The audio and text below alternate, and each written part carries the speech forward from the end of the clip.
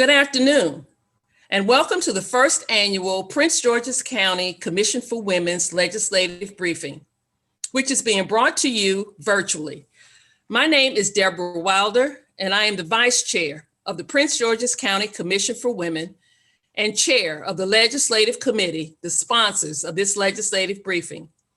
On behalf of my fellow commissioners, we are so very pleased and excited that you have decided to join us this afternoon. We have planned an exciting and informative session under the theme, Empowering and Educating Women on Issues That Matter. I know it's Super Bowl Sunday, not to worry. You can still gather your chips and dips, wings, and your favorite beverage and be on time for kickoff of Super Bowl 55. A few housekeeping matters. This legislative briefing is being recorded. It will also be available on YouTube following this briefing. You, the participant, will be muted throughout the briefing, and only the speakers and the panelists will be shown on screen. Although the chat function will not be available to participants, please review the chat box for important messages that we will place there for you. During the legislative panel presentation, we invite you to place any questions for the panelists that you may have in the Q&A section found at the bottom of your screen. The Prince George's County Commission for Women serves to improve the quality of life for women and girls by advocating, initiating, and championing programs and legislation to strengthen families and communities. Our vision is every woman and girl in Prince George's County has access to unlimited opportunities to achieve social, political, and economic equality. The purpose of the briefing is to educate participants on the issues pertinent to women and girls, and to also emphasize the importance of citizen civic engagement and empowering residents to become involved. Participants will have the opportunity to hear from their elected officials and community activists on bills before the Maryland General Assembly in the following categories: labor and employment, health and education, and child welfare. We selected these bills because of their direct impact on the lives of women and girls. Participants will also be reminded of the importance of their voice in the legislative process, which benefits all citizens of Prince George's County. As we are excited to welcome the first woman and first woman of color to the second highest office in the land, the Vice Presidency of the United States, we want to give honor to the women serving Prince George's County who have been elected to the Maryland General Assembly and the Prince George's County Council. These outstanding public servants represent you at every level of our government here in the state of Maryland. A slide presentation featuring these members was shown during the registration portion of this briefing. I want to take a moment to welcome all elected and appointed officials who have joined us at this legislative briefing. We are grateful for your service to our county, our state, and to our nation. We also extend a welcome to other Commission for Women members throughout the state. Now, I am extremely pleased and honored to introduce our moderator for today's legislative panel briefing, Dr. Charlene Mickens-Dukes. Dr. Dukes served as the 8th and first female president of Prince George's Community College, where she helmed the college for 13 years, with the main campus in Largo, Maryland, and 5 degree and extension locations: Joint Base Andrews, University Town Center, Laurel College Center, Westphalia Training Center, and the Skilled Trade Center. During her tenure, she led the college through the 2009 recession, and at its height, increased enrollment by 10% to 44,000 students. She has served as a member of the Board of Directors for the Prince George's County Chamber of Commerce, American Association of Community Colleges, and Doctors Community Hospital, to name just a few. She is the former president of the Maryland State Board of Education, was named as one of Washingtonian Magazine's 100 most powerful women in the Washington, D.C. area, and has been inducted into the Maryland Women's Hall of Fame. I present Dr. Dukes. Dr. Dukes? Good afternoon, and thank you, Ms. Wilder. It's a pleasure to be here with the more than 150 individuals, women, and I hope our spouses, our partners, our children, our friends, our neighbors, and our residents of Prince George's County, as we talk about not just key legislation that impacts women and girls and children, but also that those kinds of legislative matters that impact us in all walks of life.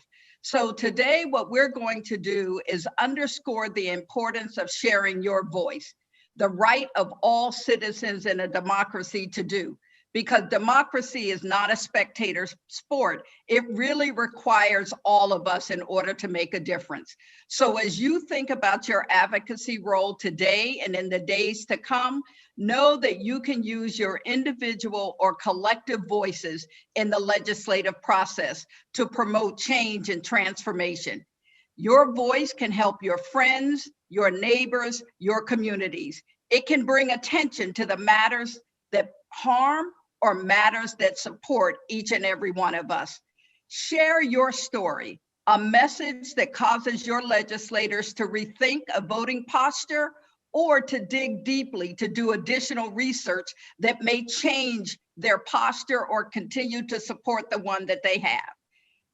Ensure that they are accountable to us, the people. So what we want to do is we want to use what we learned today to give us the opportunity to determine where we can reach out on other matters that affect our community. Think about it this way. Together, we can influence lawmakers to bring about change, and we need to do that. This means that we must remain educated on current issues and future matters. We must do our research to understand the implications of legislation before us and before we develop a stance. We have to communicate that stance via all the mechanisms that are available to us, email, by letter, by phone, to those who represent us, because democracy is of the people, for the people, and by the people. I'll turn it back to you, Ms. Wilder. Thank you so much, Dr. Dukes. We really appreciate those words.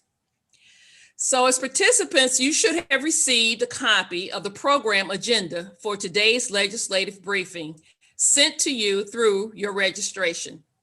There you will find a layout and overview of today's proceedings, a description of the legislative bills we will be discussing today, biographical information on our speakers, and information on the Commission for Women. Please refer to this document as we proceed. I am proud to now invite you to watch the following presentation, an introduction of my fellow members of the Prince George's County Commission for Women. These dedicated, inspiring, and awesome commissioners have worked tirelessly over the past several months to ensure that this briefing provides the citizens of Prince George's County an overview of key legislative bills being introduced in the Maryland General Assembly, and information on how to advocate for these important legislative initiatives supporting women and girls. Presentation, please.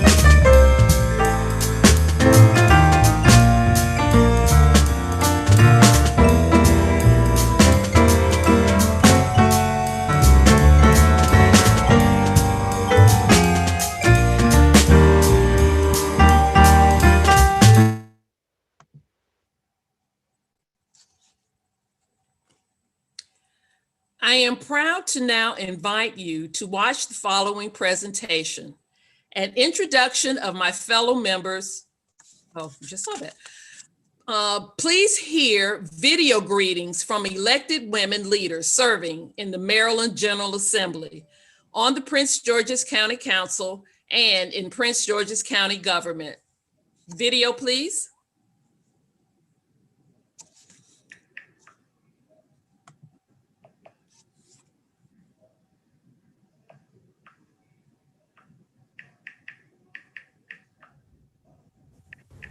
Greetings. I'm Melanie Griffith, Senator representing Legislative District 25 in Central and Southern Prince George's County and President Pro Tem of the Maryland State Senate. I was so honored to be invited to join you all by the Prince George's Commission for Women, and so happy to see that the focus of this event is empowering women on issues that matter as we all celebrate this incredible moment in history together. I'm always pleased to join our county executive and friend, County Executive Also Brooks, your chairs, and all of the members of the commission and the planning committee that made this event possible. As I mentioned, focusing on issues that matter is a very timely subject. In the Maryland General Assembly, we will spend the next 10 weeks focused on issues like the state's budget and our policy to respond to this global pandemic. We're looking for real-time solutions and working to ensure that we get the resources in the hands of the businesses, organizations, and families that desperately need the state's help. We salute our partners at the federal level for bringing resources back to the state and county, but we understand that there is so much more need, and we're working to address that. We'll also be considering legislation that deals with the reckoning our country has been facing over race and equity and inclusion. Many of you may know this interim I chaired a work group named by President Bill Ferguson to address issues around health disparities, environmental justice, and wealth equity. Those will be areas of legislative focus this year. Policy and budget will reflect those issues. We'll also have committees focused on our issues around police reform and criminal justice reform. Please visit the General Assembly's website or reach out to my office if you're interested in learning more about policies or budgets happening this session in Annapolis. Thank you for allowing me to be a part of your event. Hello, I'm Speaker Adrian Jones, and I'm happy to join the Prince George's County Commission for Women and County Executive Angela Also Brooks in welcoming you to the virtual Women's Legislative Briefing. This year's briefing on empowering and educating women on issues that matter is particularly relevant for this legislative session. One of my priorities this session is passing my racial and economic justice agenda. A core part of the agenda includes improving the lives of women of color. This includes ensuring more diverse women are on corporate boards and lowering the maternal mortality rate among Black women. I am proud to be a partner in your continued work to support women in Prince George's County and welcome you again to this year's legislative briefing. Good afternoon. I am County Council Vice Chair Danavedas, and I'm honored to welcome you all to this trailblazing and important legislative briefing. I want to also thank Commissioner Denise Mccain, Chair of the Commission for Women in Prince George's County, and her Vice Chair, Deborah Wilner. Thank you so much for this kind of invitation and this opportunity to speak before your audience today. Today, I just want to say I know that many of you are here despite much what we've suffered over this past year with the COVID-19 pandemic. Yet you all decided to get up and take part and be active. And so I thank you for being here. And today you're going to listen to one of our very own trailblazing women, our county executive, Angela also Brooks. And so I know that she too will impart with you an amazing message. And so I hope that you have this opportunity to really reflect, see how you can take part in making decisive decisions to pass important legislation across this county and this state that will affect labor, employment, health, mental health, nutrition, education, child welfare, and so much more. So with that, I say welcome, thank you, and I hope you have a great event today. Hello, I'm State's Attorney Aisha Braithboy, and I want to congratulate the Prince George's County Commission for Women on its 2021 legislative briefing. You all are such a force in our community, and more importantly, you're effective.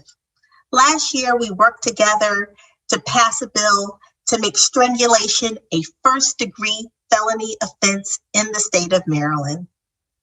And after that, my office developed the first ever strangulation protocol for Prince George's County.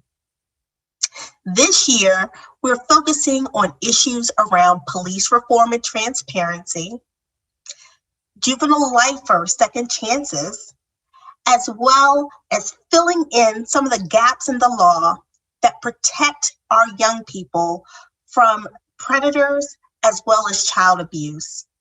And so we know that the Prince George's County Commission for Women will be interested in these issues, will take many of them on, and will help us pass important laws to protect everyone in our state and in Prince George's County. So thank you so much for your commitment to excellence. Thank you for representing Prince George's County in such a wonderful way. And I appreciate the partnership that we share and enjoy. And I look forward to continuing that in 2021, 2022, 2023, and beyond. So again, congratulations and have a wonderful briefing. Greetings.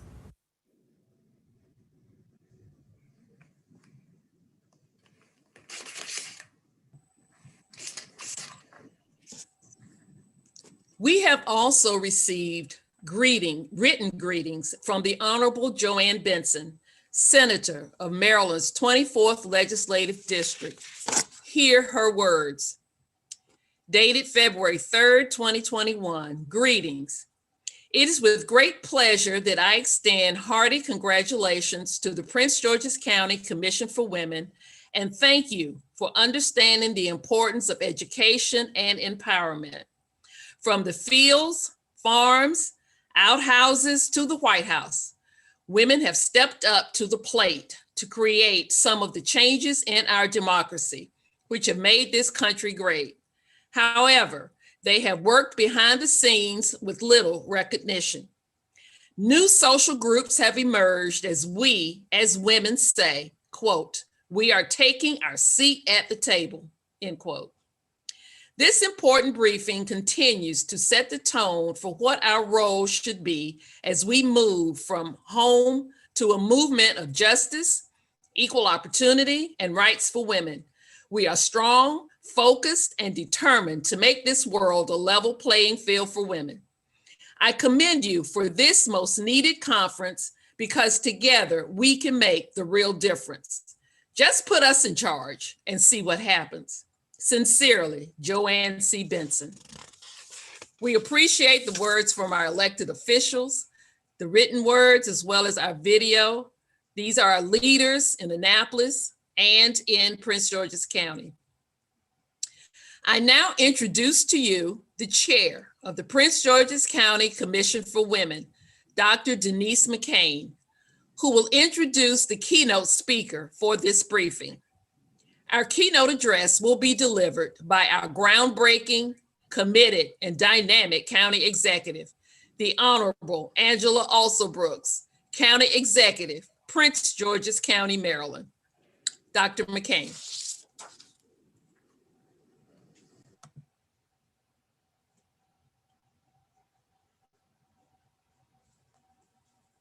You're muted.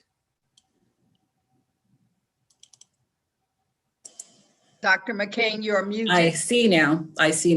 So again, good afternoon. I am Denise McCain. I am the chair of the Prince George's County Commission for Women. We welcome and thank you again for joining us. Currently, there are over 200 of you have joined today, so we're really excited that you were able to participate in today's event. As you heard, it is now my distinct pleasure to introduce our keynote speaker for today's event. Now, truthfully, she's someone who really does not need an introduction because her reputation does precede her.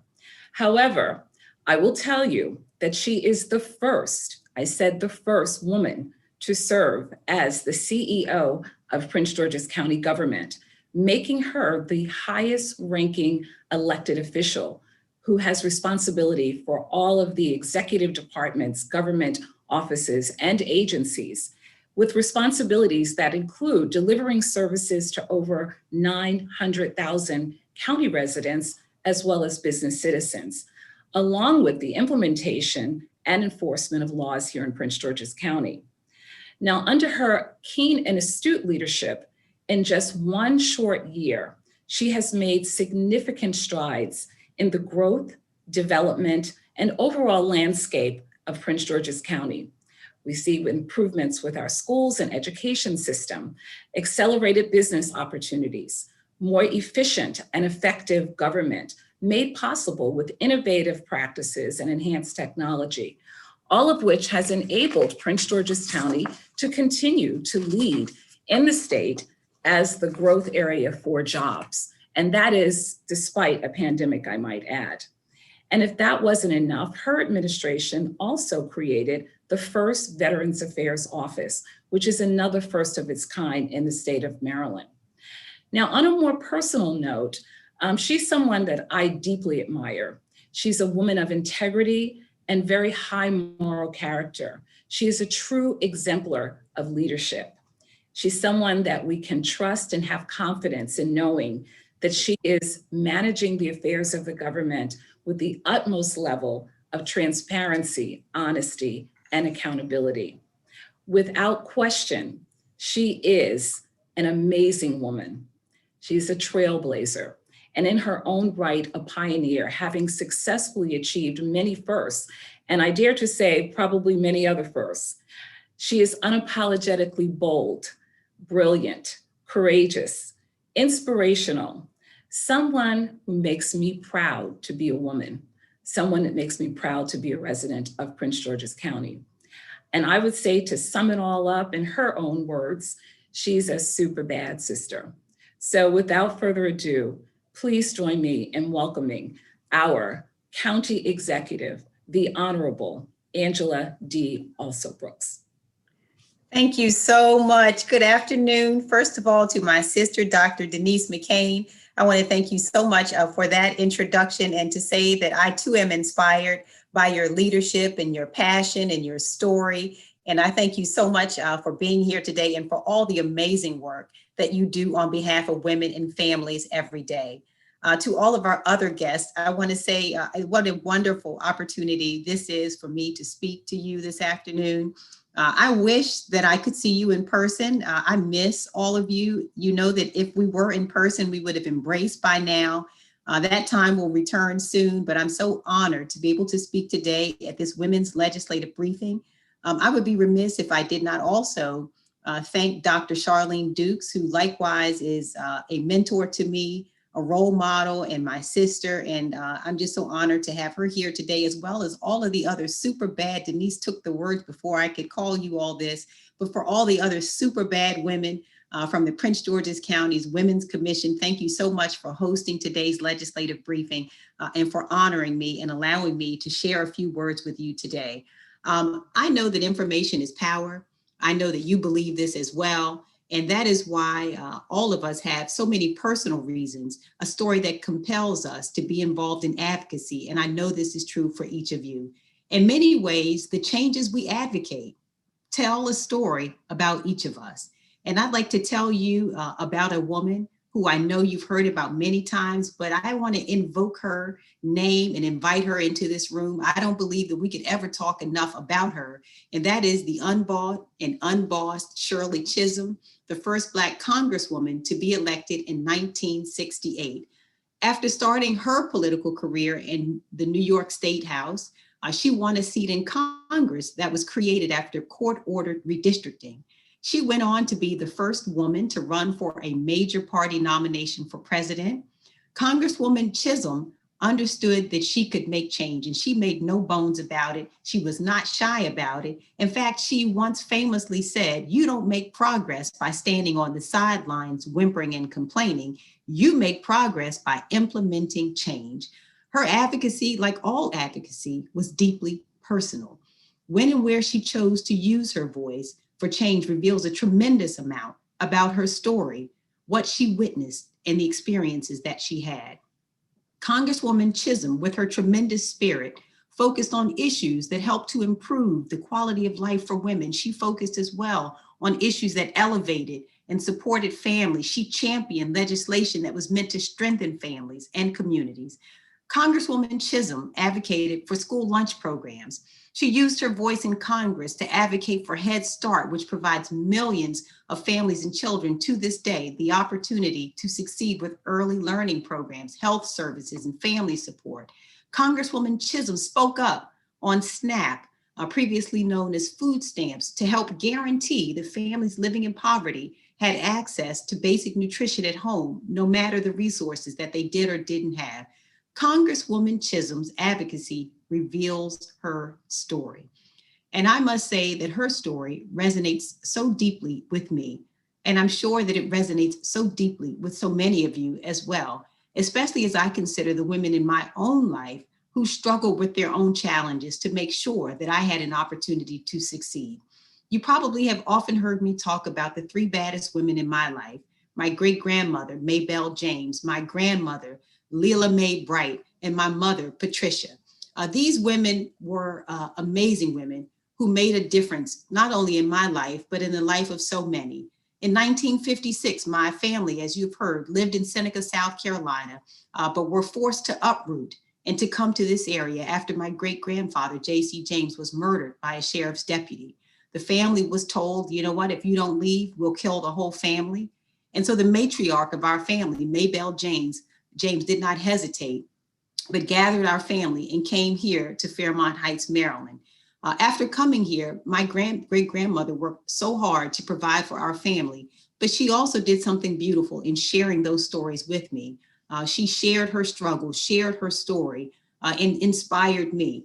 After my great-grandfather was killed, my mother, Patricia James, was 9 years old at the time. And when they were forced to move here very abruptly, my mother was mute for a whole year after she got here.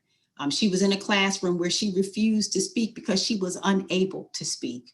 Many around her, the educators there thought, well, maybe there's something wrong with her. Maybe she's learning disabled, and they therefore kept her back in school. But it was not that she was unable to learn. She was traumatized. We didn't understand as much then as we do now about it, but she was unable to speak because of what she experienced. But she didn't allow that to stop her. She was not able to go to college, but she made sure that education was absolutely a priority for me and for my sister. And she made so many sacrifices to make sure that I would have the opportunity to be educated. I often reflect on a moment we shared once in our family's home when I was standing in the kitchen after dinner, and my mother worked really hard. She was up very early each morning, drove into DC, worked there, came home, cooked dinner. And one night after dinner, I turned around to her to try to help her with the dishes in the kitchen, when she stopped me and said, "Nope, you go upstairs and you start studying." And, you know, I wanted to do my share. So I insisted. I said, "No, I want to stick around here. I want to help you clean up." And she said, "Nope, I'm the mother of this house, and it is your only job to go to school and to do well." And said, when you become a mother, you pass on that as well to your children. And that moment for me has been one that has been so profound, yet so simple, in that my mother decided that she would make the sacrifice to allow me to study and to do my best and to move forward in school. And she did that, took on those extra chores that she could have very easily passed on to me or to my sister, but she insisted that education was our first priority and that we were to do well in school. And this is just one of the many sacrifices that my mother made for me. When I entered into middle school, she faced yet another obstacle that I'm sure so many on this line can identify with. I'm sure that you faced it as well yourselves. My middle school, as it turns out, was in Temple Hills, Maryland. I had an older sister who was attending high school in Northwest Washington, D.C. My mother was working in Southeast D.C., and my father worked a job that went overnight. So this was a difficult challenge for my mother to try to figure out how to get me to a middle school at the same time that my sister was to be in Northwest and she was to be in Southeast Washington. So she had to make the difficult decision to drop her 12-year-old off. That was me. For many of you who may remember, there used to be a Howard Johnson restaurant on Branch Avenue. And my mother had to make the difficult decision to drop me off at 7 a.m. alone to sit at the Howard Johnson each morning. I'd order toast and eggs and wait for my grandmother to step in. And that was, I called her Grandma Lily, who drove from Northeast Washington every morning to pick me up from that Howard Johnson restaurant, to take me to the middle school. She'd go back and go to work herself and then come back and pick me up. My grandmother modeled so much for me. But one of the things I remember about her, she did a lot of domestic work, meaning that she cleaned families' homes. She often would actually take me and take my sister with her in the summers, and she'd roll the windows down, go into the homes and clean the home while we waited for her to finish her work. She'd come out, and of course she would take us to get candy at the store and everything. So my grandmother was our absolute favorite. But what she modeled for me was that there was dignity in all work. She was a woman who had tremendous dignity and tremendous focus and purpose. And she cleaned those homes so that she could help to take care of our family. And those lessons modeled both by my great-grandmother, my grandmother, and my mother about persistence and hard work, I believe were transmitted to me as I struggled on my own with a diagnosis that many kids today find themselves with as well. That is attention deficit disorder, where I was diagnosed very early in my life with that and caused it to be really difficult for me to focus in school. But I worked as hard as I could. I did what my parents instructed. They told me, you know what, all we ever ask of you is that you give us your best. Just give us your best. And we believe that God will do what else is necessary. And that is what I did, and moved forward and struggled even with that. So much so that after high school, during high school, I was really interested, of course, in going to college, took the SAT. And like so many, the first round of it, I have to tell you, was not so great.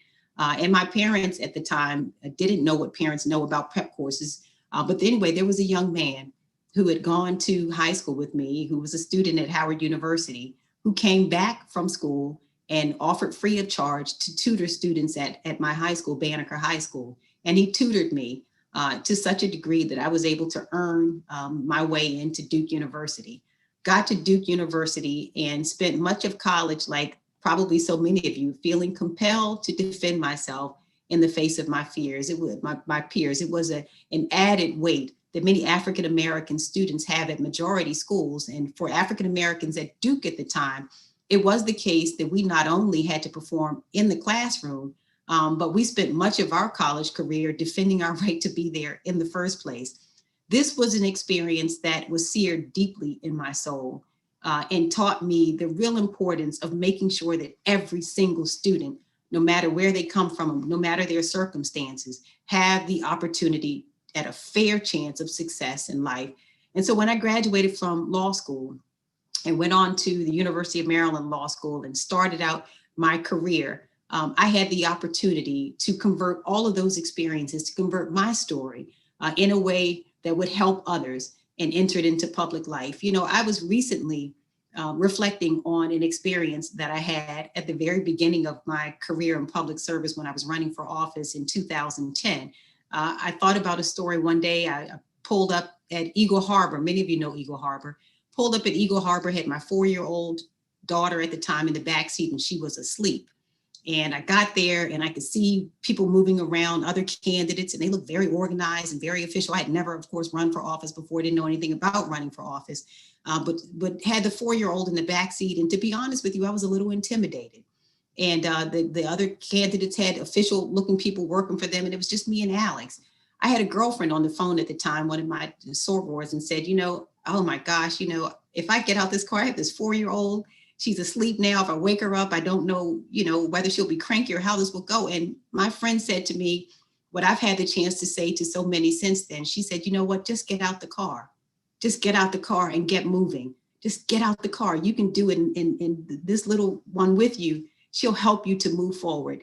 And what I can tell you about that is that I have remembered not only the struggles of the women who have been in my path, but my own struggles have informed me in such a way that I hope to take every single opportunity I have, not only to uplift Prince Georgians, but to uplift and encourage other women, to say to them the thing that I had to hear from my friend that day, to just get out the car sometimes and just start walking, and the rest will be there for it. So just like Shirley, Chisholm, and each of you here, my advocacy reveals my story. And as I stand here talking about some of what I've experienced, I know that each of you have a story as well. And I'm grateful that your experiences have led you here.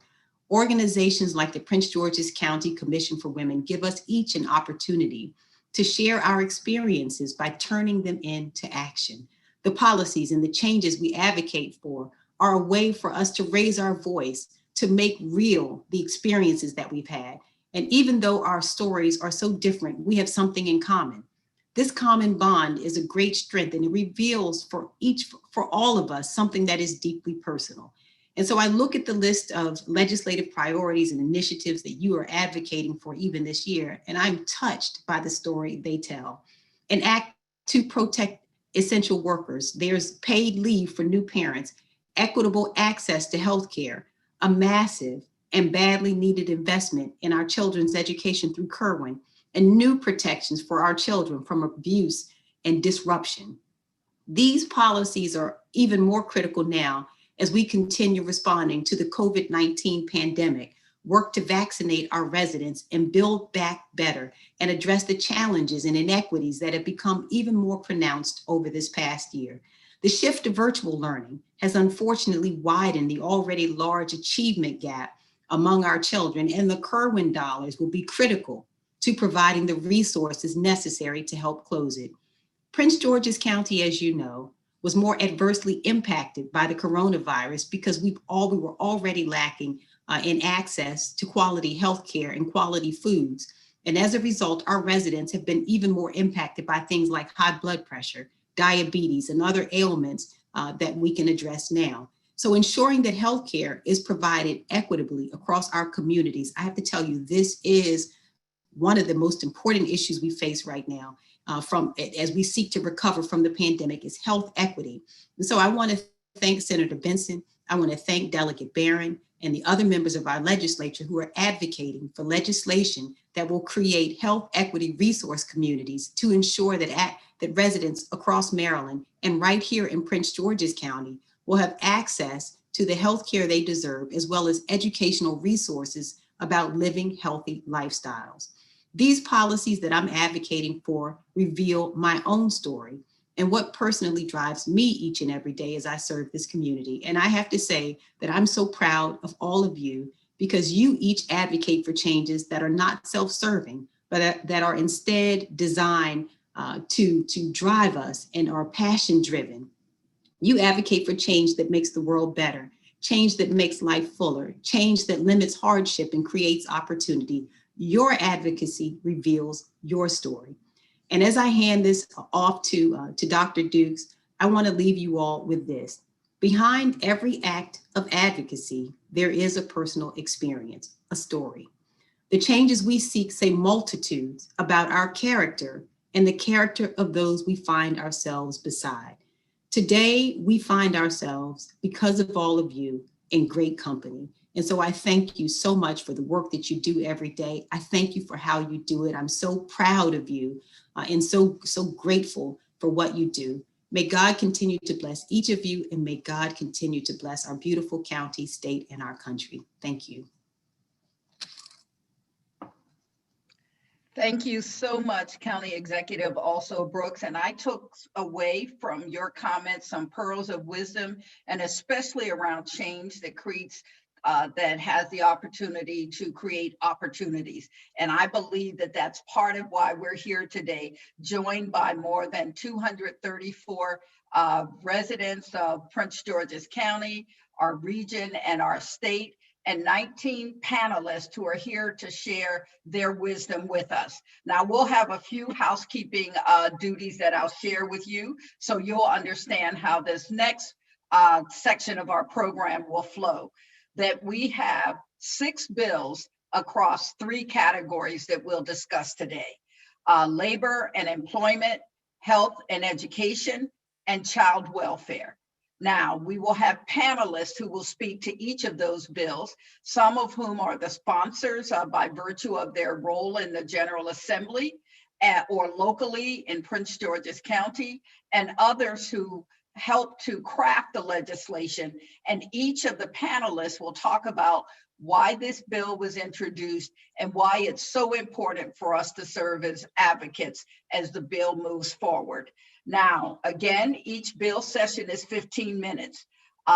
Participants, those of you who are joining us today, you will have the opportunity to use the question and answer box at the bottom of your screen to put in any questions that you may have. And we have someone from the Commission for Women who will be monitoring the Q&A box, and they will make sure that we will ask as many questions as we can. And I just want to remind you, this is just a snippet of what is important to women and girls and families and communities as we move in and through this state legislative session. We know we'll have a county legislative session, and certainly there's always the federal legislation session that goes on, so that your opportunity to get answers today won't be limited by the time that we'll spend today. You can reach out to your legislative representative and contact him or her at any time to advocate for what you believe is important for you, your community, your neighbors, your families. So with that, I want you to know that our first panel will be around labor and employment. We'll be joined by the Honorable Malcolm Augustine, Senator, who represents, I believe, and I have my notes here. So he represents District 47 in Prince George's County in the Maryland General Assembly. We'll also be joined in this first panel by the Honorable Derrick E. Davis, who is the delegate representing District 25, Prince George's County in the Maryland General Assembly, and the lead group sponsor, Miss Lucy Cocker Nelson, representing SEIU 1199 or 1199. So first, we're going to talk about the Maryland Essential Workers Protection Act.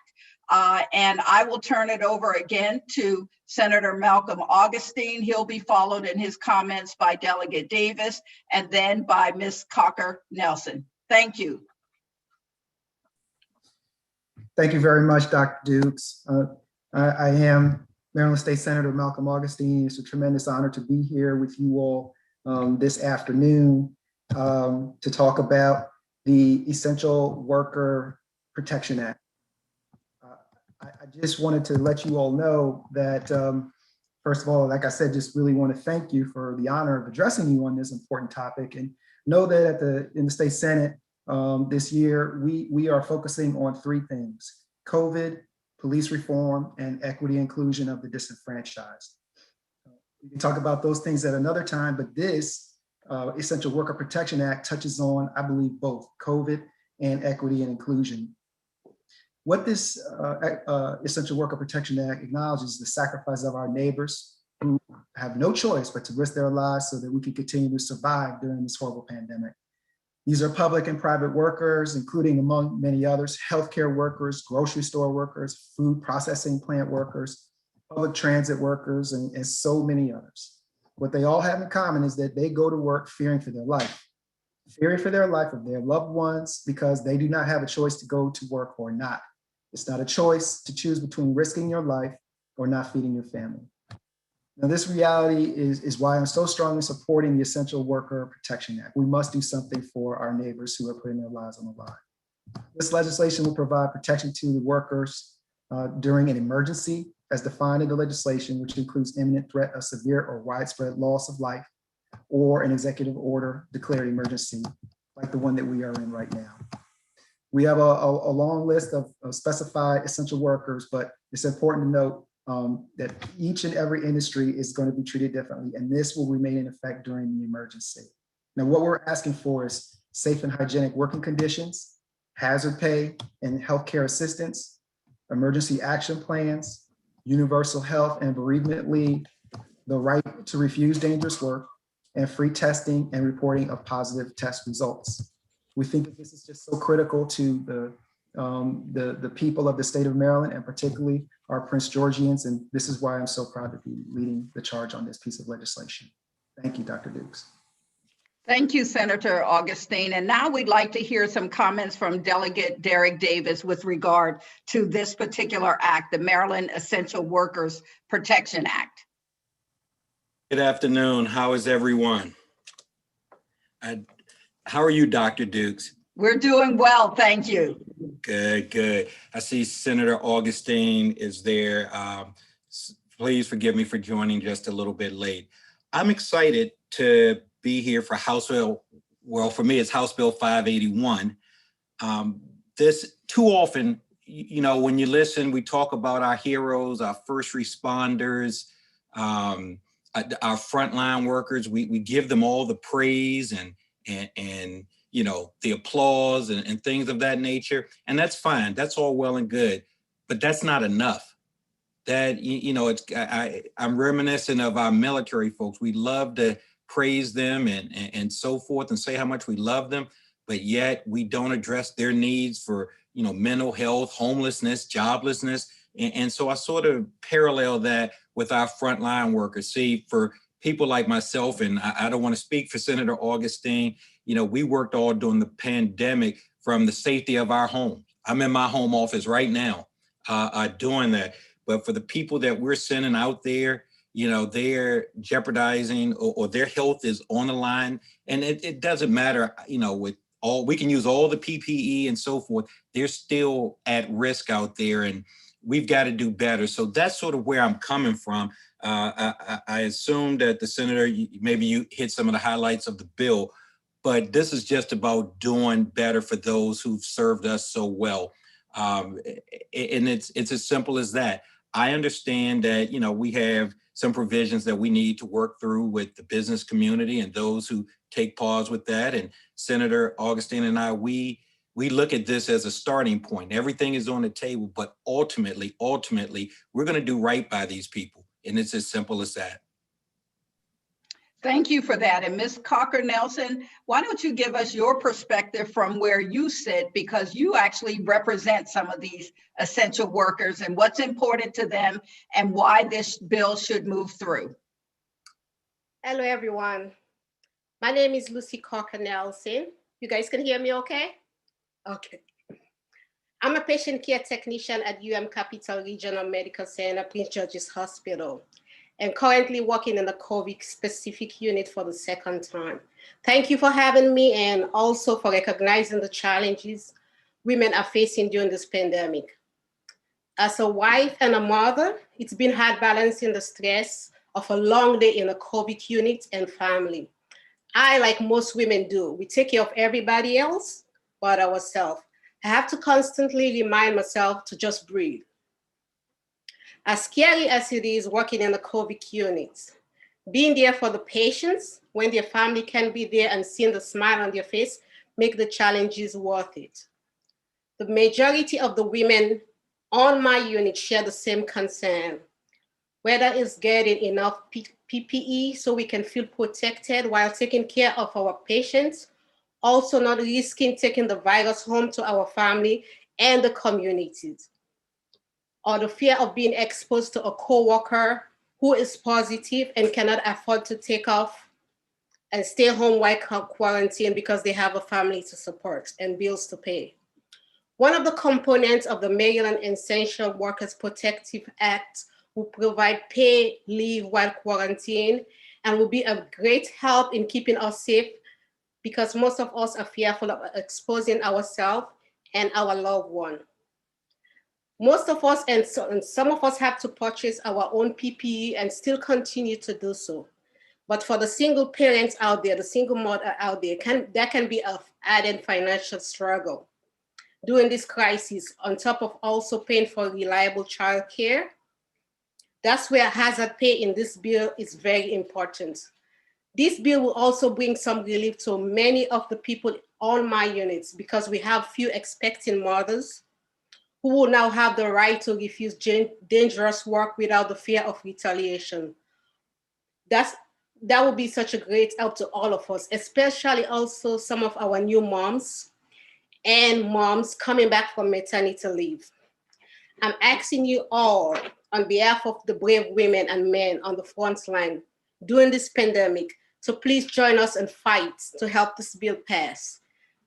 So please get involved and help us pass this bill. Go to www.marylandmdworkers.org and click on the Take Action tab to send an email to the members of the Committee of House Economic Matters and State Finance in the General Assembly to please help us vote in favor of this bill. Again, www.protectmdworkers.org.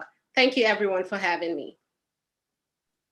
Thank you. Thank you so much for that. And especially from someone who works in the healthcare field and who understands and we understand and applaud every day what you're doing to protect patients and families, and now your desire to protect yourselves.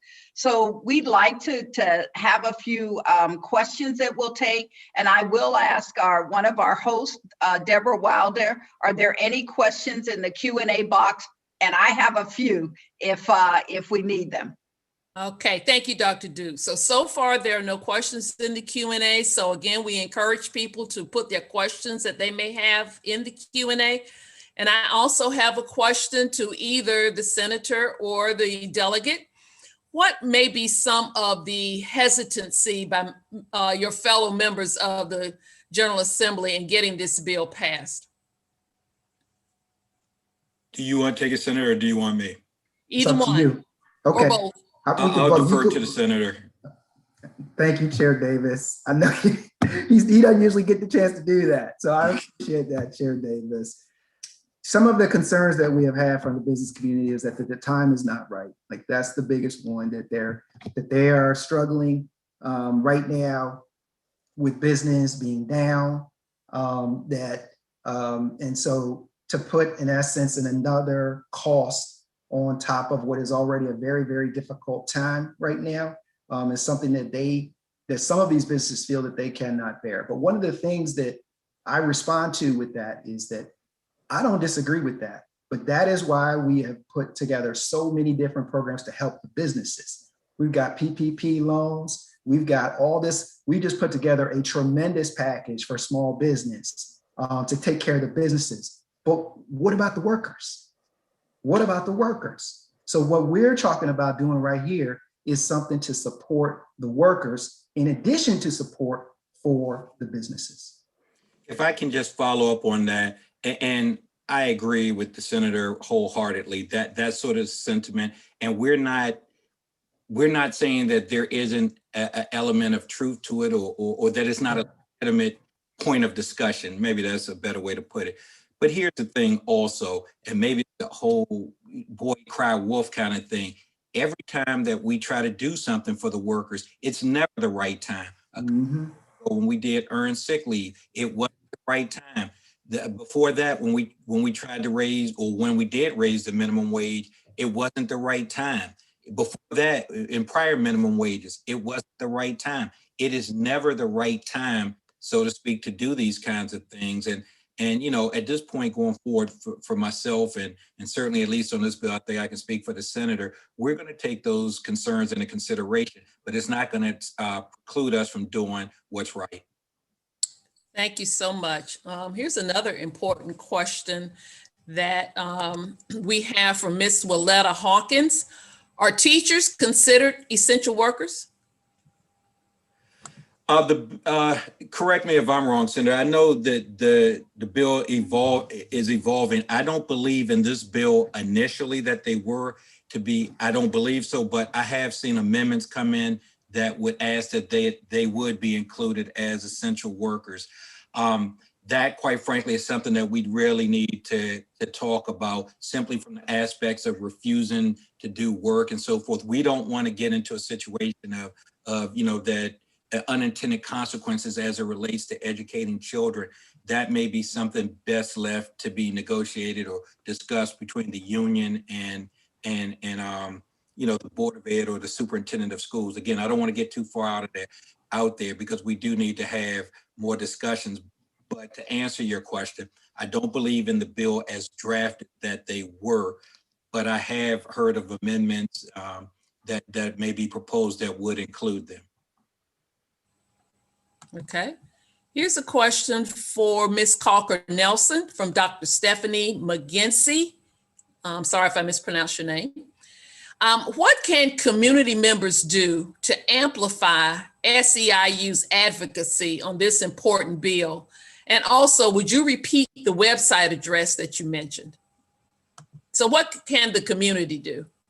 The community can go to the website and learn more about the bill and email the members of the Committee on House Economics Matters and the Senate Finance. The website again is www.protectmdworkers.org. www.protectmdworkers.org. You can click on the Take Action tab, send an email to the members of the Committee on House Economic Matters and the State Finance in the General Assembly. Thank you. Thank you. Okay. Don't stop there because once it gets out of the two committees, it has to go to the floor and there'll be fights there. So if the folks really want to help us out, don't stop at Economic Matters and Finance. Call or email the full House and the full Senate. I just want to echo what the chairman just said. When we, at least on my side this year, we couldn't do co-sponsors. The chairman couldn't do co-sponsors on his side, but I could do co-sponsors on my side. And I went to all of my Democratic colleagues, if I'm just being honest with you, and asked them to put their name to say that they're going to be supportive of this, because we will need every single vote that we can get. I mean, there is there is often pushback when it comes to taking care of the workers, taking care of the people. There just really is. And so we do need for all of the legislators to hear from everyone that this is something that is important.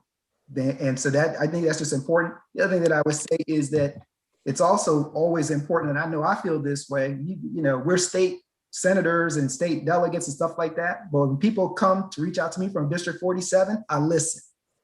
Okay, when they're coming to me from District 47 with the people that I represent, you know, I really listen. And so I just would ask that everybody reach out to their own representatives in the State House and let them know how you feel about this piece of legislation and any piece of legislation that you're being supportive of.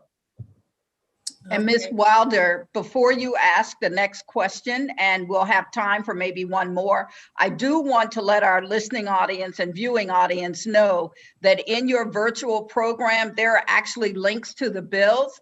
And generally, if it has a Senate bill moniker, then when you open the bill, it will tell you what the House bill sort of companion is to it. But again, look at your virtual program, because each of the bills we discussed today, there will be a link to that bill in the program. And Ms. Wilder, why don't we take a quick one last question?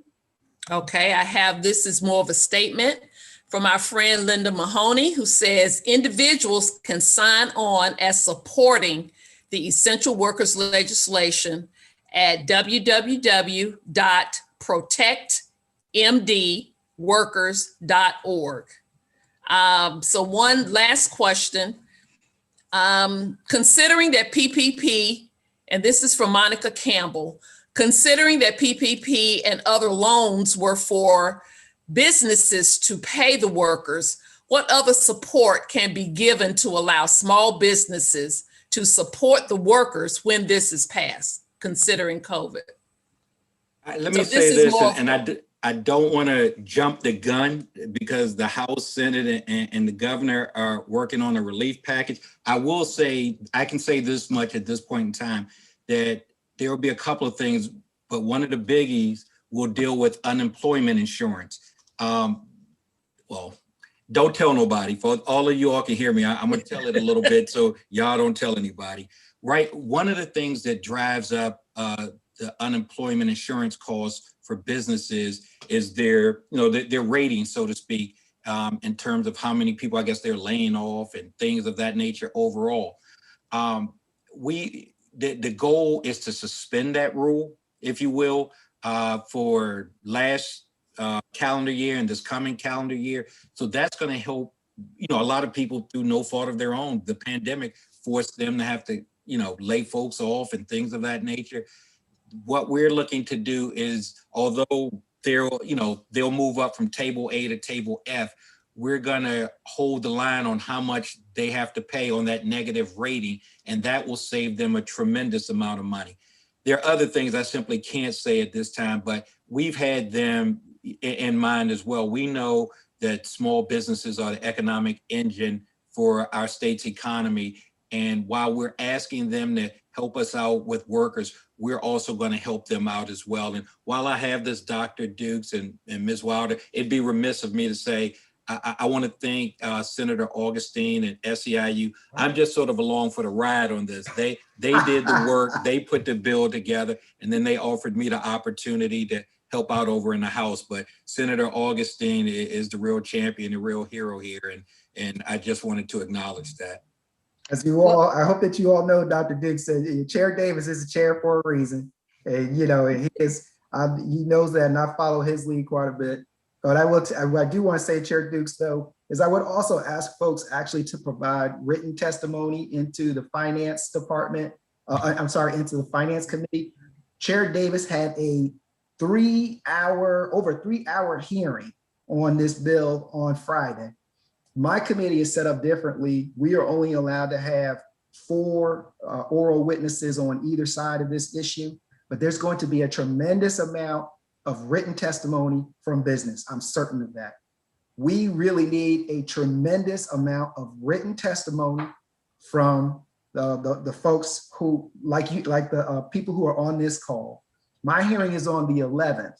And so please do go and make sure it's a kind of a narrow window where it's like 2 days before, but I really, really urge folks to have your voice heard.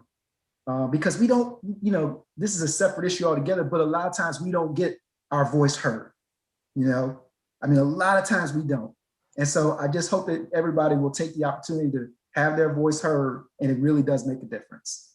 Well, I will say that if each one of us tries to reach 10 or 20 or 40 of our family members, our friends, our neighbors, we can certainly get you the kind of attention that this bill deserves. And I will also say that humility in our legislative leadership is only buttressed by your education, your knowledge, and your commitment to the people of the County of Prince George's and the state of Maryland. So thank you all very much for being with us today. Ms. Cocker-Nelson, thank you, and thank you for your advocacy on behalf of essential workers.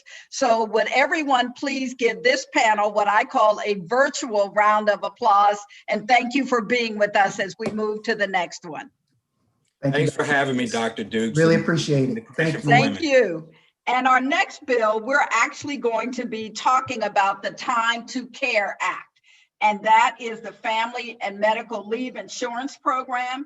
We are going to be joined by Mr. Miles Hicks, who is the Executive Director of Maryland Rise, and Ms. Michelle Doherty-Siri, the Executive Director of Women's Law Center of Maryland. So if both of you will turn your cameras on and unmute yourselves, we'll be ready to move forward.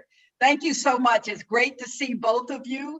And why don't we start with you, Mr. Hicks, to talk about the Time to Care Act. What is it? What does it involve? And where does it make a difference in the lives of Marylanders?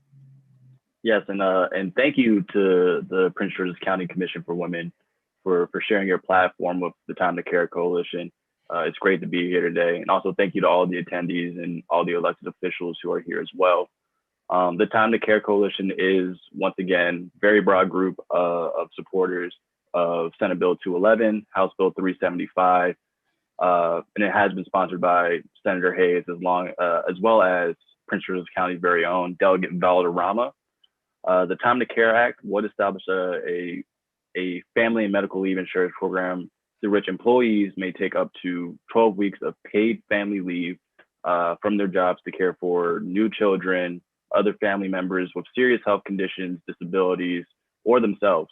The program would offer wage replacement through that leave period based off of your salary range.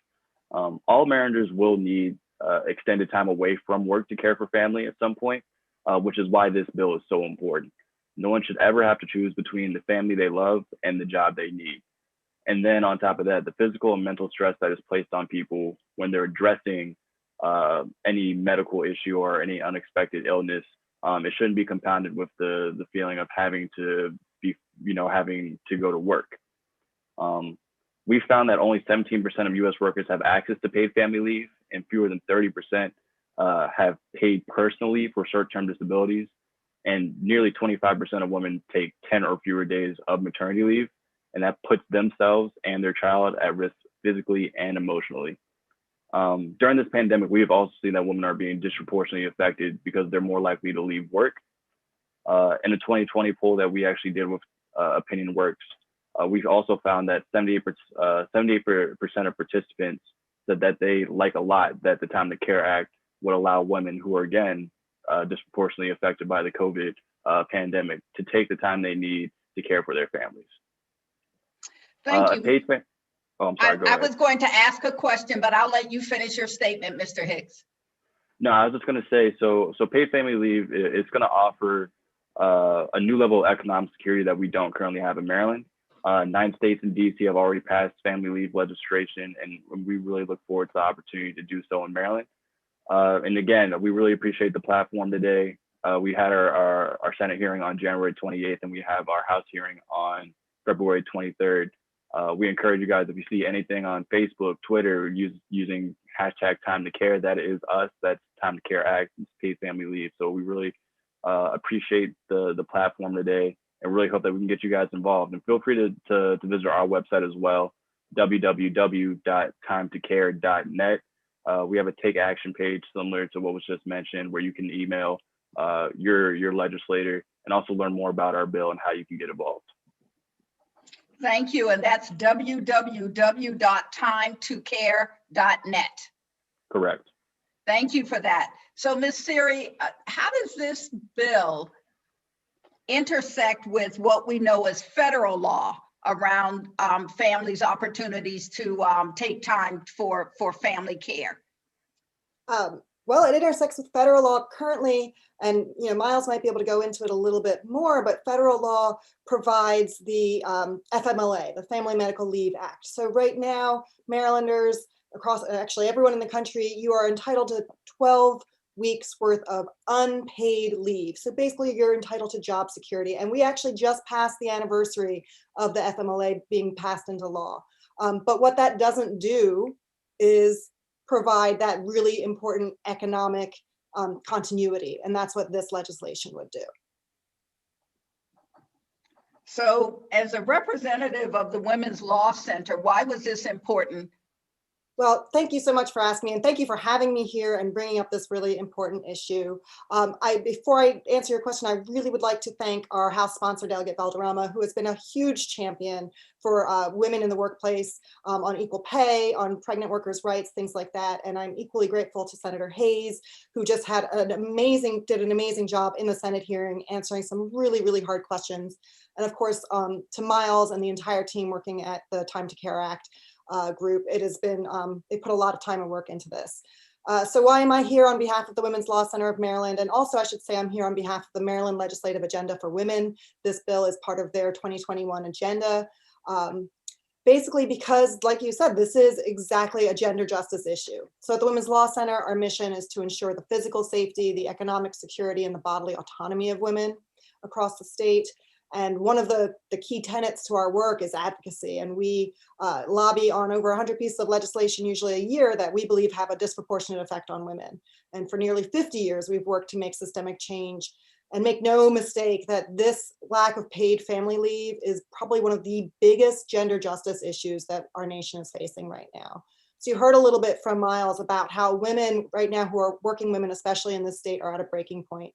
We've been saying it for years. 2/3 of women in this state are either the sole, the primary, or the co-breadwinners for their families. And now they're simultaneously getting hit by the pandemic, and they can add parenting, teaching. We've suddenly had to become, epidemiologists. All of these things during this pandemic have been added to working women's workloads. And that's for the women who have been able to keep their jobs. Because unfortunately, what we have been seeing is, it's something that economists are calling the she-cession.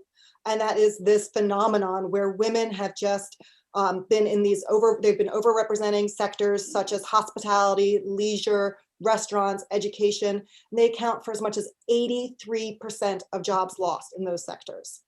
It's been more devastating for our Black and Latino women, who make up a disproportionate percentage of workers in those sectors, and who, not surprisingly, have experienced unemployment at an even higher rate. While men saw an increase in the job force actually in December, they gained 16,000 jobs. Women lost 156,000 jobs during that same time period. In other words, women accounted for all the jobs lost in the month of December in this country. In January, another 250,000 women left the workforce. So we are facing something that we have never really seen before. That's 250,000 women left the workforce. And it shouldn't be that surprising for many of us because of what we know. So women are often in lower wage jobs. As I described earlier, they're in the sectors that have been hardest hit during the pandemic without the ability to work from home or flexible schedules. And so they've lost a lot of their jobs because of those sectors being hit so hard. And even if they are in a position that has more flexibility, the ability to work from home, things like that, and higher wages, they're still less likely to earn as much as their male counterparts. And if they have a male spouse or partner, they probably earn less than he does. And so as the schools have closed, as family members have been sick, as we have been tasked with caring for our elderly parents, it has been more and more likely that women who had jobs and wanted to work have still had to put their careers on hold. And so, we've all heard about shattering glass ceilings. These phenomenons that also exist are things like the sticky floor. And that's kind of what I'm talking about. It's this: every time a life event happens, a child is born, a partner is ill, a parent passes, women have been the ones who put their career on hold and get pushed back down the ladder. There's the leaky pipeline, which means that every time women and men enter the job force and are rising at the same rate as one another, until these work and caregiving demands start to increase as the women get older. And then they also start to leave the workforce altogether. So all of these things can be addressed by implementing paid leave. Just as Miles was saying, 25% of women take 10 or fewer days, but we know that we are 70% more likely to return to work after a major life event if we have paid leave. And so this is the secondary pandemic right now that's hitting so many families on top of everything else that's going on. Glass ceilings, sticky floors, leaky pipelines. I've been saying it all session. It's really cheesy, but it means our house is in shambles. And so we are asking for the General Assembly, really, they have the tools in their hands to fix this house back up by supporting paid leave. Well, you've quoted some of the statistics that I saw too as I did my homework for this time that we're spending together today. I would also be remiss if I did not mention that Delegate Valderrama was to be with us today, could not at the last minute, but she is a ferocious advocate for this bill, and certainly for bills that support women and girls and children. And when I say ferocious, I mean all of the positive attributes that ferocity can bring. Never giving up on it, and always having doing the education piece, having the research that she needs in order to stand up and speak on behalf of all of our families who are impacted by this. So Mr. Hicks, as we've listened to Ms. Siri, is there a reason why your organization, Maryland Rise, thought this was so critical and important beyond what we've already heard? And as you begin to answer, I would encourage our audience to please put your questions in the Q&A box, and we'll get to them as quickly as we can. Mr. Hicks? Yeah, so for Maryland Rise, our main focus is making sure that the legislation that's coming out of the Maryland General Assembly is working for the the broader population of Marylanders, which is just making sure that they're economically stable and able to provide for their families. So when you see a bill like paid family leave come across, our organization, I mean, it's a no-brainer. It's the opportunity for you to help out your family. Again, if you ever heard Delegate Valderrama, she has a really strong story about, her mother and assisting her mother. Same thing with Senator Hayes, talking about being the primary caregiver for his grandmother who raised him. So this bill affects people, everyone. I mean, I know for me, my brother growing up, he had his own, he has epilepsy. And so my parents could have benefited from this. So it's great seeing the opportunity for this to happen. It's great for us to be a part of it, just because I think that everyone really can benefit from this bill. Thank you for that, Ms. Wilder. Are there any questions that you have?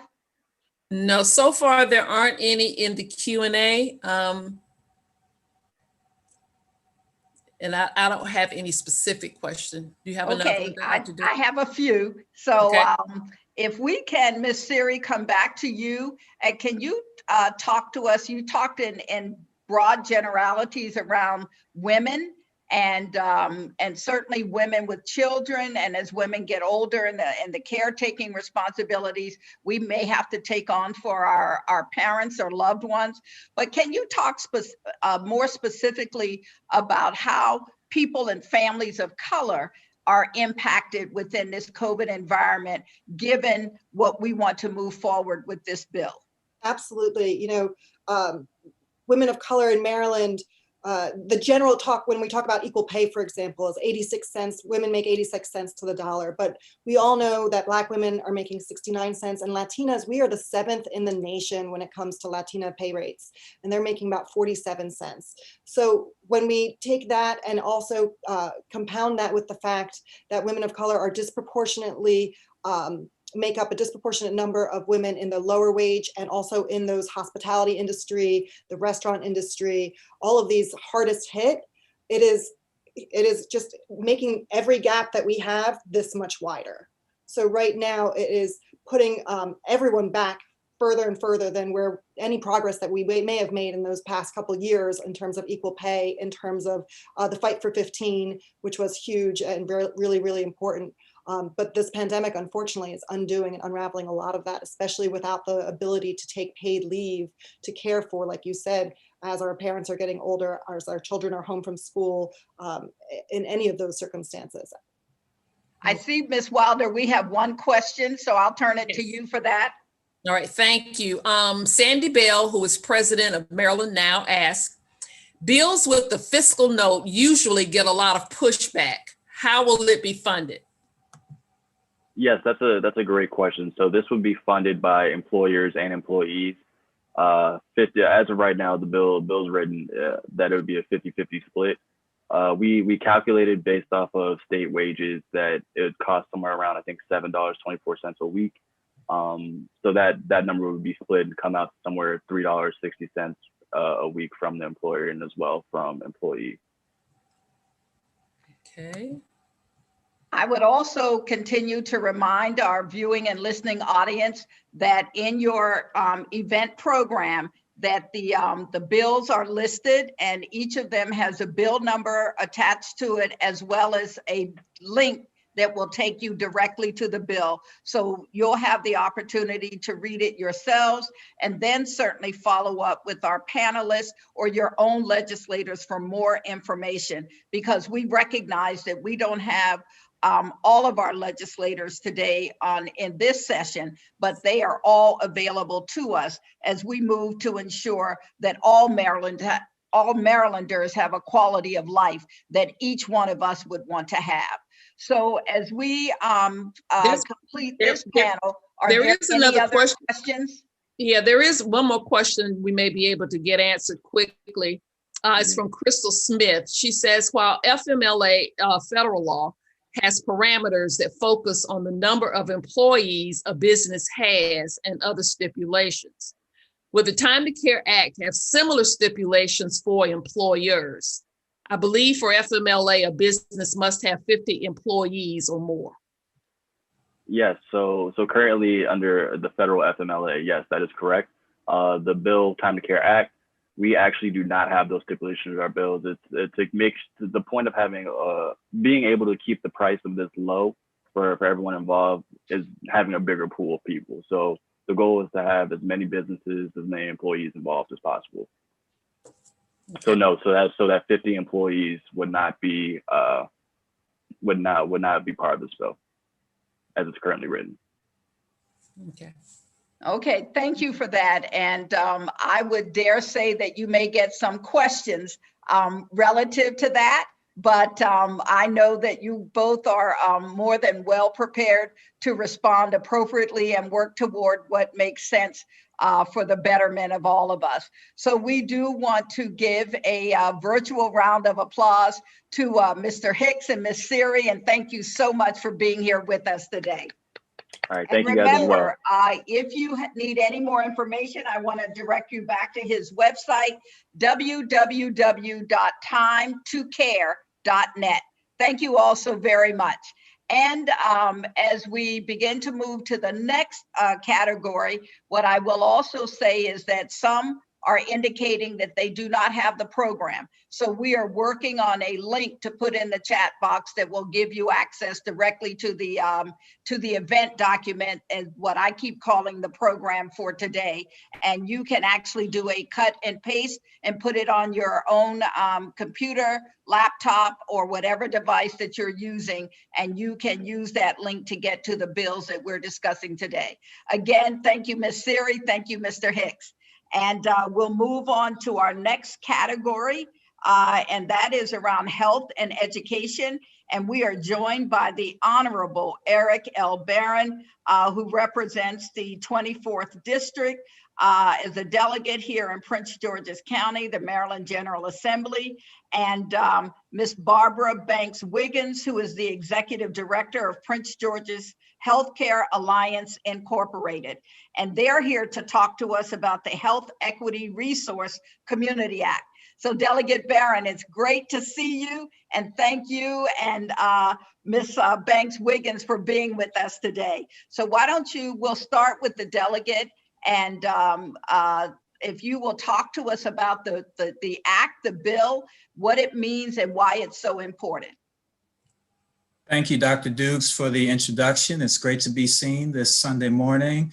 Thank you to Chair McCain and Vice Chair Wilder and the members of the Commission for Women for having this legislative briefing, and for having me and for your attention on this, this important bill. So what's the problem we're trying to solve? It's a familiar one to many, if not all of you on this Zoom. All Marylanders deserve access to high quality, affordable health care.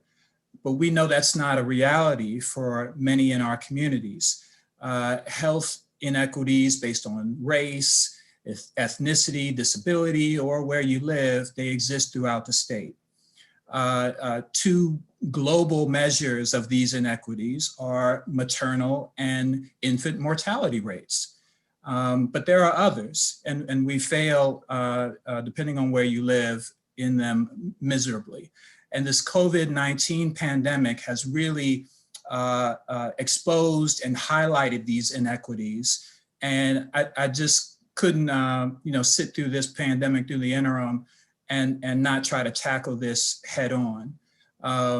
There are other measures that will be familiar to you all of health inequities, including chronic conditions such as hypertension, heart disease, asthma, diabetes, and some substance and mental health disorders. Many of our communities of color and rural communities don't get the care and treatment they need.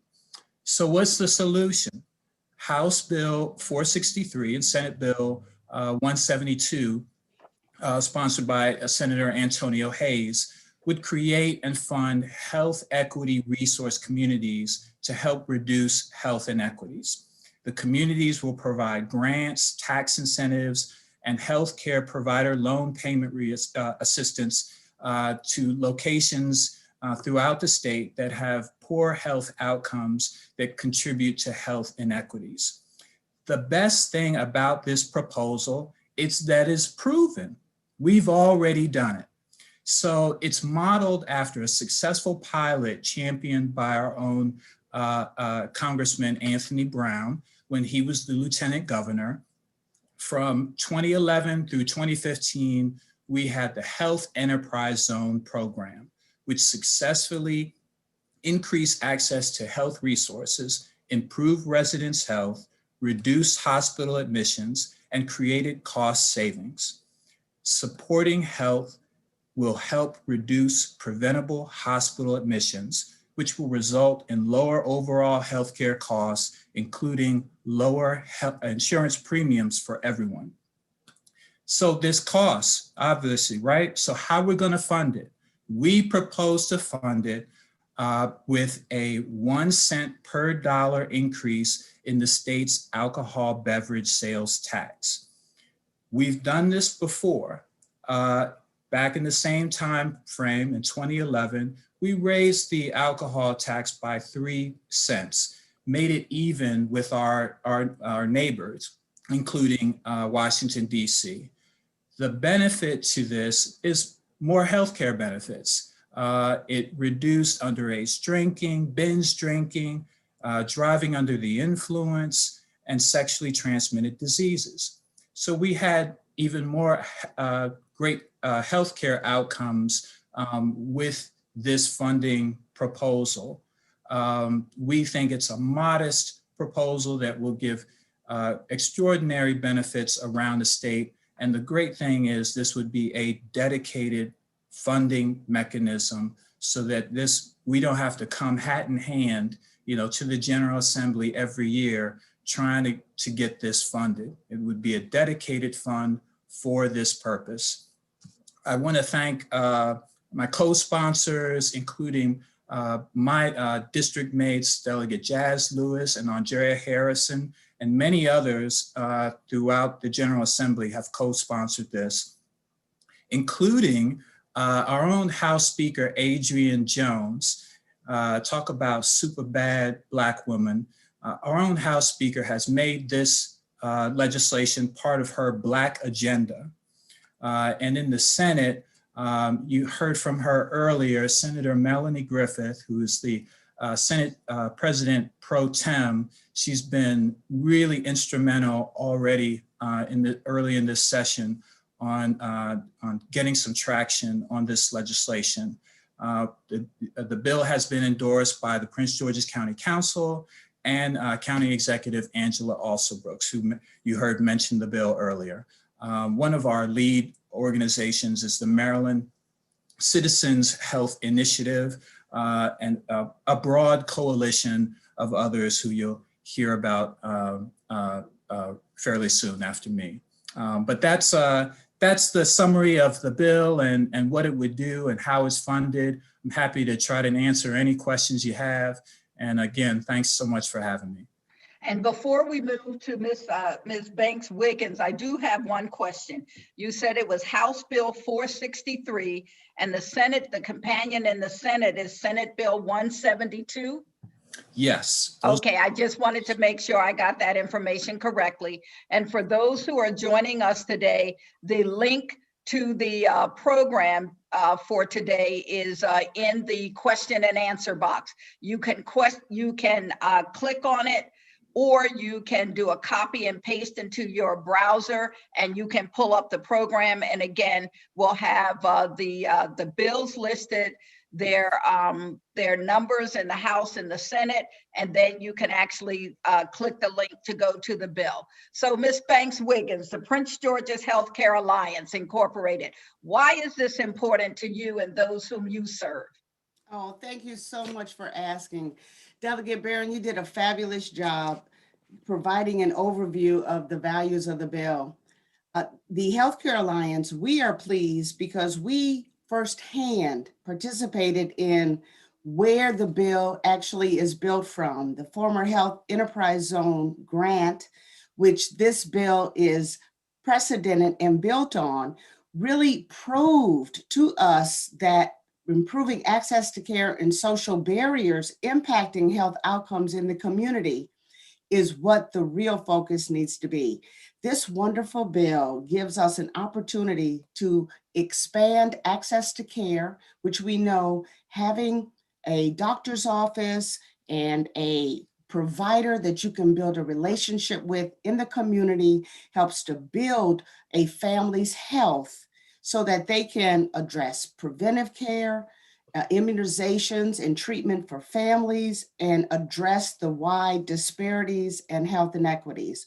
So we at the Prince George's Healthcare Alliance, as firsthand supporters and partners of this type of bill, see that it can work. It can work in improving the health outcomes. But we know that just promoting health choices won't eliminate health care. What we know also is involved in this bill is providing health equity, education, and support to help women and their families understand how to utilize healthcare appropriately, how to utilize and get the most out of their health insurance coverage, and how to understand the importance of building that relationship with a community doctor that is available within their immediate surroundings so that they can understand what their health needs are and get them met. So how does this bill relate to the Affordable Care Act? You know, so what will be different? Am I making the right sort of connection here? Or just as a layperson, am I missing something? So Delegate Barron, if you'll come off mute, maybe you can help me with that question, or Ms. Banks-Wiggins. So I'll let Ms. Wiggins chime in, but you know, not everybody has, not everybody is insured. They are insured. Not everybody has a healthcare facility or hospital in their community. You know, not everybody is aware of all of the preventative medicine and preventative things that they should be doing for themselves and to their families so that they can be healthy. And there's this a whole variety of gaps and things that can be filled by partners within the community coming up with a plan and then having a funding mechanism from the state to fulfill it. So it's very important. Getting someone insured is one of the first steps to improving access to care. We do want to make sure that this model provides funding to bring doctors into underserved communities, which is very important. You can't improve outcomes if someone doesn't have access to care in their community, because then if they're in the community, you address the challenges of transportation to your doctor and making it seamless and flexible hours so that you can take your families to the doctor in order to get treated. But it's most important to get insured. When you're insured and whether you have the ability to have the insurance coverage that opens up your opportunities to actually find a doctor, get a doctor that can provide all of the healthcare services and testing that you need, which leads to preventive care, immunizations. But we also want this bill to support our federally qualified health centers who serve people who are not uninsured and maybe not available, or shall I say, insurance may not be available for them at this time. But our federally qualified health centers in the community will provide access to care, preventive care, primary care, behavioral health services, children's services, prenatal care for those who may not be eligible for insurance at this time. This bill is critical in order to provide access to care so that people have a better option and an ability to have a healthy and thriving life, which we know women, when they're healthy and they're able to take care of the health of their families, the whole family is thriving and available and ready to recontribute to society. Thank you for that. Ms. Wilder, are there any questions? Yes, there is a question from Joy L. Ballard. Is there also discussion about improving access to whole foods, healthy food in our communities, since poor nutrition also increases our risk of illnesses?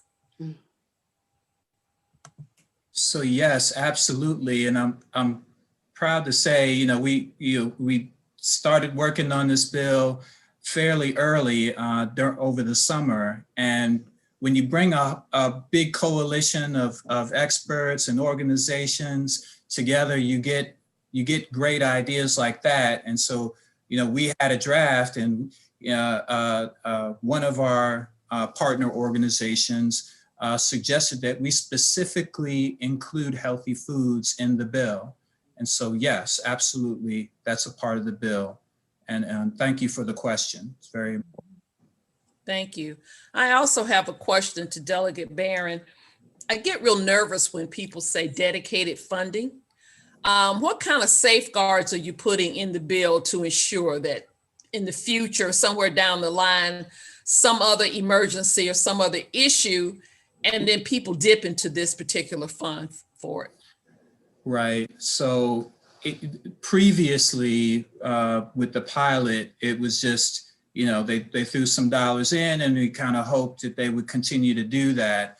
With this, we're specifically creating a health equity resource communities fund, and the specific purpose of that fund, and a part of the revenue from the tax has to go into that fund.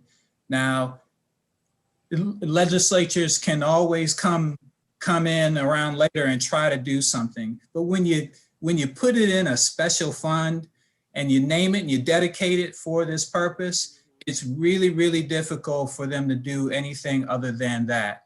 And so that's why it's important to try to have a dedicated fund for this, because it really kind of sets it in stone and makes it really, really difficult and politically, not palatable for someone to come back later on and try to pull money from it. Okay, one last question. This is from Jessica Nichols. Is there a mental health component to this bill that would help the affected population have access to mental health services regardless of ability to pay? So yes, mental and behavioral health are specific parts of this bill. And so the bill is made flexibly so that partners in the community can determine what the priorities should be for that specific community. And if mental and behavioral health is something that they want to prioritize, then under this bill, they can get together, put together a good proposal and receive grant funding and credits and resources for that plan that they've put together for mental health. Very good. Dr. Dukes? Thank you. Thank you both so much for joining us today. And Delegate Barron, I was remiss in also acknowledging that you are chair of the Prince George's House delegation. So we don't want to forget that and the important and critical role that you play along with your colleagues in the Maryland General Assembly. Ms. Banks-Wiggins, thank you for being here today. And thank you for all the work that you do on behalf of the Healthcare Alliance. We appreciate the time that you spent with us and certainly expect to hear from those who are in our audience today, as well as the 10, 20, 30, and 40 persons to whom they will reach out to make sure that we advocate for this legislation. So thank you both very much. Thank you. And as we move to our next panel, we'll remind everyone that make sure to put your questions in the Q&A box, and you don't have to start after the panelists speak. You may have some questions because you know the proposed bills and legislation that you are ready to ask up front. And also to remind you that you should have seen the link for the program in the Q&A box. And if you're still experiencing difficulty with accessing it, please just let us know through the box and we'll have one of our support teams continue to help us with that. So we are going to change gears just a little bit and move into the education component of this health and education category. And we are joined today by Ms. Rhea Harris, the Director of Intergovernmental Affairs from the Office of the County Executive here in Prince George's County, Dr. Monica Golson, the Chief Executive Officer of the Prince George's County Public Schools, and Dr. Felicia Williams, the President of Prince George's Community College. And we want to talk about the blueprint, for Maryland's future, the Kirwan Commission on Innovation and Excellence in Education. And Ms. Harris, what I thought that we could do is let you set the stage for us, because actually this bill was submitted and presented and voted on a year ago, and we're at a place now where the vote is not so much about the bill, but you can tell us what it's about and just give us a short snippet of what the bill is intended to do. So we may have to go back a year ago, and then we'll turn to our panelists, to our other two panelists who are very much involved in this work. So Ms. Harris. Thank you, Dr. Dukes. And let me first thank Chair McCain and the commission for inviting me to do this today. And as you said, yes, it was a bill from a year ago. It was House Bill 1300, and it was vetoed by the governor in May, based on where we were with the coronavirus and the COVID-19. So the important thing today is to remember that a dead bill is not always dead. Even though it was vetoed, it can be overridden. So if you contact your legislators in both the House and the Senate and tell them that we need Kirwan Commission bill, the blueprint for Maryland's future, and that will encourage them to vote on a veto override that may be coming up sometime shortly. But to remind you about what it was about, the Kirwan Commission was founded in 2016, and they were going to look at some equities and adequacies for education. They looked at funding, they looked at programs, they looked at expanding pre-K, pre-kindergarten. And so their policy areas were early childhood education, high quality and diverse teachers and leaders, college and career readiness pathways, and more resources for students so they could be successful. And the big word with Kirwan is accountability, accountability, accountability, because we tried to do education programs and they either weren't funded like Thornton, or there was no accountability what would happen. So this is totally different. It's a breath of fresh air.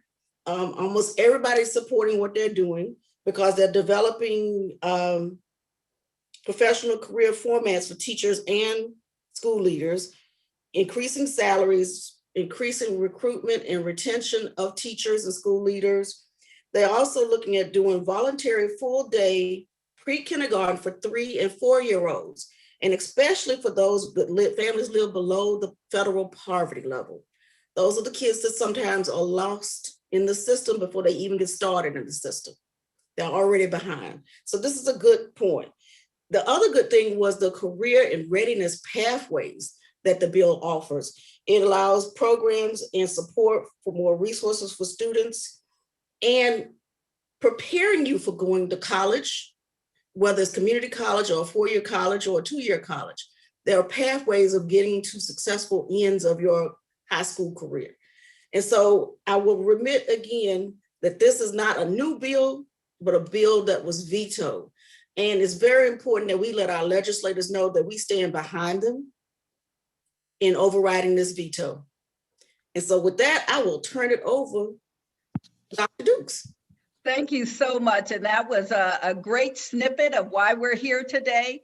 And our next two panelists will also talk about why this is so critically important. And Dr. Golson, we'll start with you as the CEO of the Prince George's County Public School System. Thank you. Good afternoon. It is an honor to be here for the Prince George's County Commission for Women and to talk about this amazing legislation. So thank you, Ms. Harris, for saying it's not dead. This legislation is not dead, and we all have to advocate and fight for it. 81% of our schools in Prince George's County have more female students than males. And we are a school district of 91% children of color. So this Kirwan legislation is extremely important to our community. And as Ms. Harris shared, there's some really important key components that I really want to just kind of stress on that's related to this bill. The first one is around the universal pre-K. And because of the first 2 years of funding, we've had the opportunity to convert 14 half-day classes to full-day classes, and then add 2 new full-day pre-K classes to our cadre of offerings to our community. We also believe that every student should be able to handle and have adults who are able to handle social and emotional issues that distract them from learning. And this pandemic has helped to really put some light on that. We're grateful that in 93 of our schools, we have mental health providers. So the additional funding is needed in Kerwin to support all 206 schools. So we're only halfway there in order to make sure every school is touched. In addition, this bill also provides support for struggling learners for literacy and numeracy in the grades of K, 1, and 2. And for us, that makes sure that we provide the foundation that students need in order to be productive and to excel in grades 3 and higher. And we've received a lot of additional support in the areas of special education, where we've already been able to convert 6 of our autism sites with social and calming sensory centers that we were not able to do, provide professional development for our teachers, and even during the COVID-19 experience to provide more technology supports through text to speech that we would not have been able to do had it not been for funding. And then lastly, while we could never pay our employees what they're truly worth, through this legislation, we have been able to create a sustainable salary so that our educators are marketable and are able to sustain the same pay that they get across the state of Maryland, the District of Columbia, and Virginia, so that we don't lose our educators to other areas that are surrounding us. So I'm extremely excited. I do want to add one more thing, and that was around community schools, because that's so key. Through this legislation, we've been able to have 80 community schools. And those are schools that provide wraparound service and supports, not just to students, but families. So that means through mental health supports, providing them access to resources in our county government.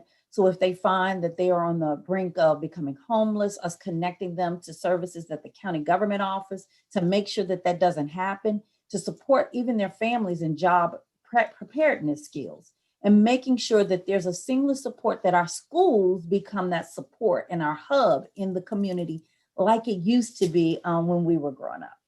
So thank you for that opportunity to talk about the K-12 experience for Kerwin. Thank you. And then with that, Dr. Williams, we'll move on to the higher education experience that's contained within the bill, the blueprint for, sort of Maryland's future innovation and excellence in education. So could you talk, especially when it comes to things like career readiness, professional development for teachers, what is the role of higher education and maybe specifically community colleges within this bill? Thank you, Dr. Dukes, and good afternoon, everyone. Thank you to the Prince George's County Commission for Women, Dr. McCain and Ms. Wilder in particular, for the invitation to join you, and as well as to the other panelists. It's good to see you all. There's so much of an age-old question in the states and across the nation, which is really how can we improve our outcomes in education? Incremental progress has been made, but clearly there's still a significant amount of work that we all have to do, and I believe I'm surrounded by a group of people that are committed to do so. Underfunded schools, underpaid teachers, the lack of resources to position our institutions for success, which are all reform areas that have been highlighted in the blueprint, are things that we must continue to fight for. I love the philosophy, it is not dead. An article I read recently talked about how educators create all professions. The classroom is where every scholar, engineer, nurse, you name it. They're born from their families, but they're molded by those experiences. Our K-12 teachers, as well as our college faculty, must be treated with a level of respect and accord to the critical nature that they play in the well-being of our communities, our state, our country, and our overall growth. Expanded support services, including a more robust pre-kindergarten program, childcare, resources for families, all of these have the potential to make a positive impact, especially for women who have historically been held to the primary responsibility for leading our families and our communities. With the expanded resources articulated in the blueprint, women will no longer have to take the tough or make the tough decisions on whether or not to pursue or continue their studies while attempting to juggle full-time family responsibilities. It's our hope that these things can become more compatible for women. We focused the conversation a bit for a moment on Black women and women of color, who represent one of the larger demographics in Prince George's community college, as well as our county, we see even greater gaps. For example, we know that women, particularly Black women, do not receive the pay equity or the equal treatment when compared to the majority of counterparts. When we look at, according to Inc., Black women earn 61 cents on the dollar compared to white men in the same job. Black women are the most educated demographic that we see in the US in terms of the number of associate and bachelor's degrees earned. So clearly, the level of education commensurate with the level of compensation does not match. Compounded on these inequities, studies show that Black women and other women of color face gender discrimination in the workplace based upon their very being, including their leadership style, their decision-making, and even trivial things such as their hair. I believe there are some folks on this line that can give a witness to that. It's high time for us to rewrite the narrative, and frankly, sometimes we need to be willing to deconstruct in order to reconstruct, because it's not always a neat process. The women and the young women in our care need to see that we are advocating and fighting for what we know is right, for us, for them, for our county, and for our state.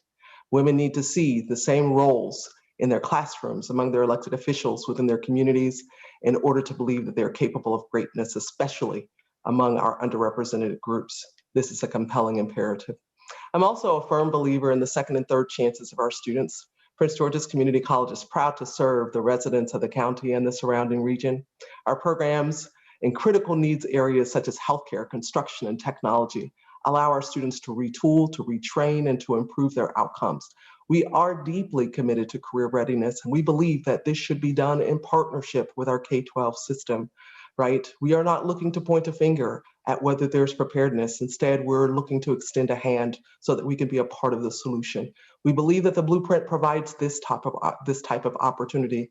Yes, there is this clarion message out there that says students don't need training beyond or don't need college, but I submit today that most of us need some training beyond high school.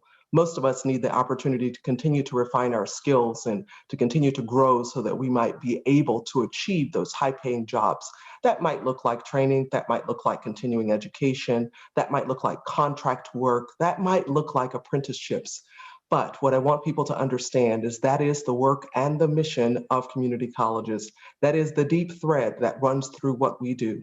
Not only do we help students to be able to be prepared to transition into the universities, what we would consider to be the traditional college mission, but we also help all individuals, all residents, to be able to actually achieve a learning gain, to be able to reach their goals, to be able to enter into the workforce at the level that they would like to. So we see ourselves as a partner in the current work as we continue to work with our K-12 partners in doing their work, right? Because it is about us. It is indeed an ecosystem rather than a linear parallel, but it is about all of us working together. I often stress the importance of economic mobility being accessible to all. In order for economic mobility to be attainable, we must identify and actively remove the barriers. We must play a part in the rulemaking. This is what the blueprint does for us.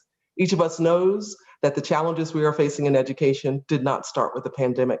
They existed long before. COVID-19 may be amplifying them, but they were very much present. And the environment is very much ripe now for innovation. Let us remember the humanity in our work. It's more than numbers and data. We definitely need to start there because we must be well informed, but we have to go beyond it. The numbers translate into students, into people, into our neighbors, human beings, each with their own narrative. We must go within. We need to examine what are our biases. What do we believe or not believe about the potential of our students to achieve and to excel?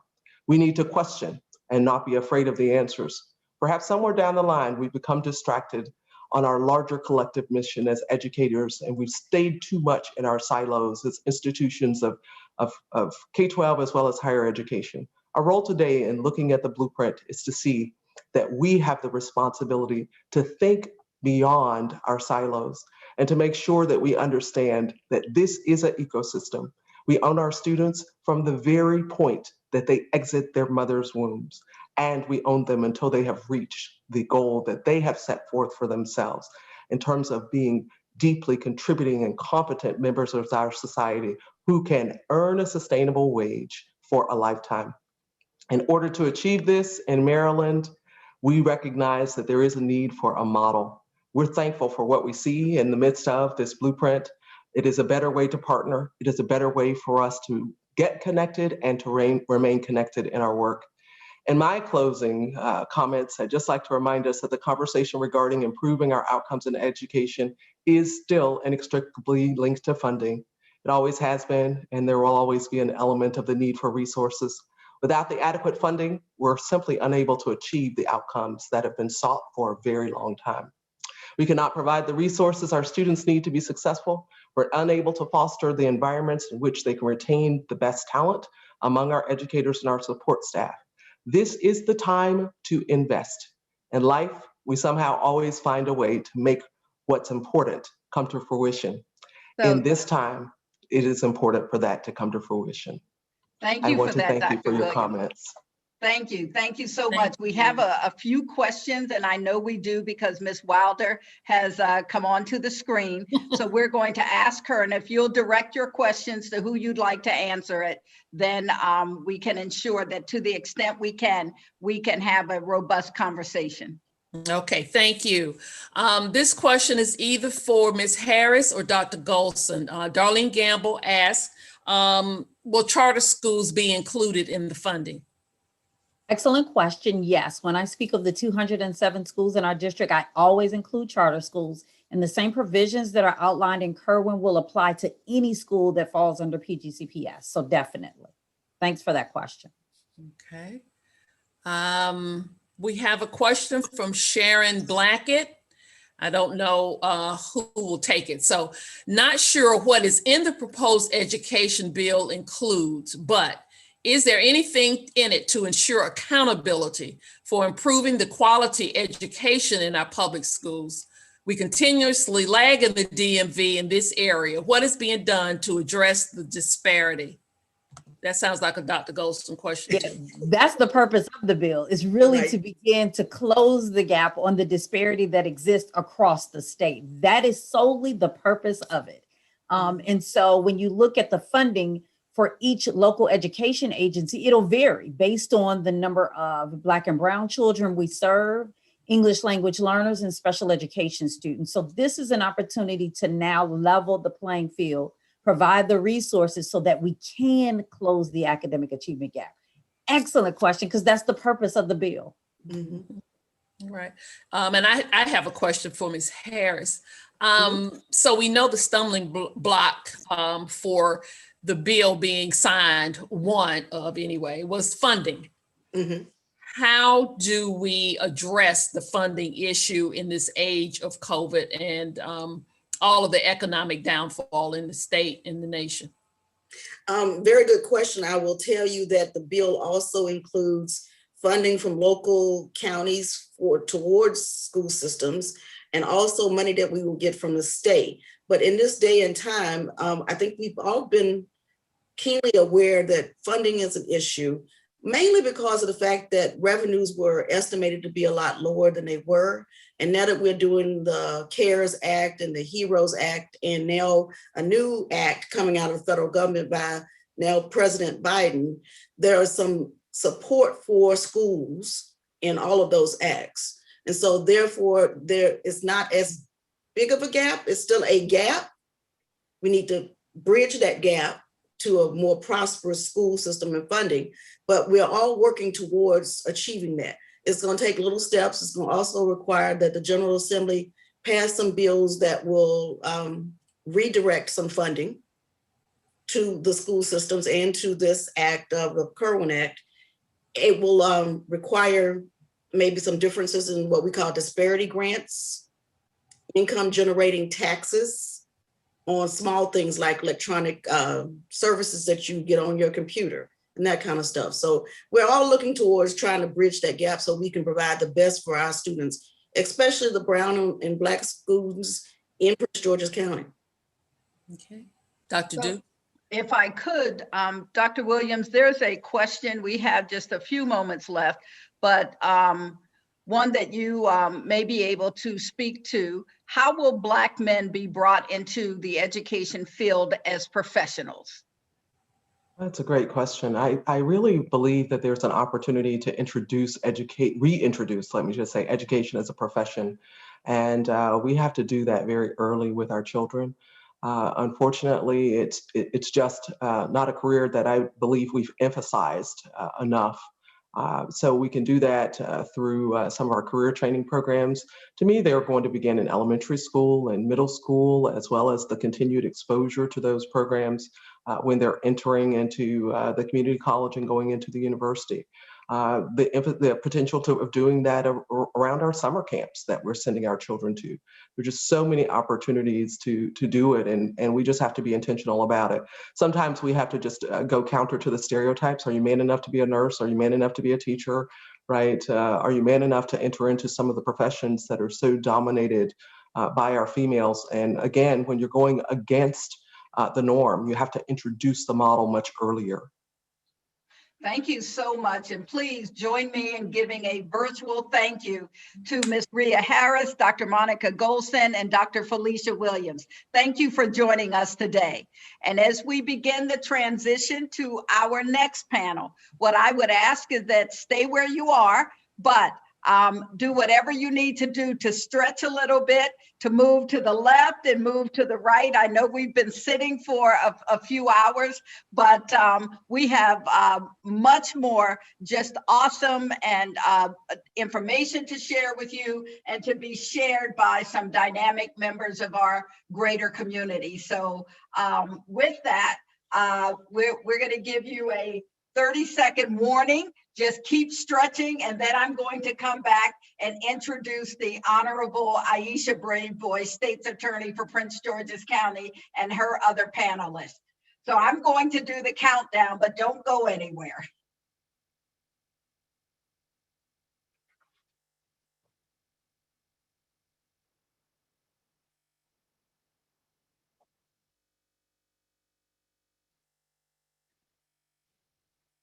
Okay, and we have 10, 9, 8, 7, 6, 5, 4, 3, 2, and 1.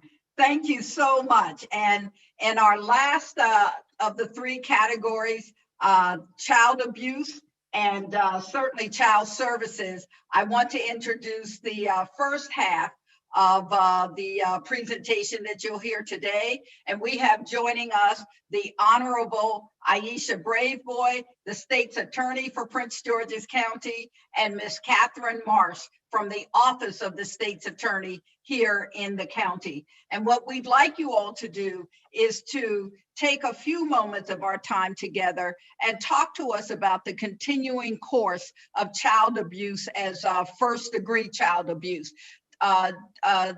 State's Attorney Braveboy will start with you and give you time to set the stage for us. Then we'll go to Ms. Marsh, and as always, questions.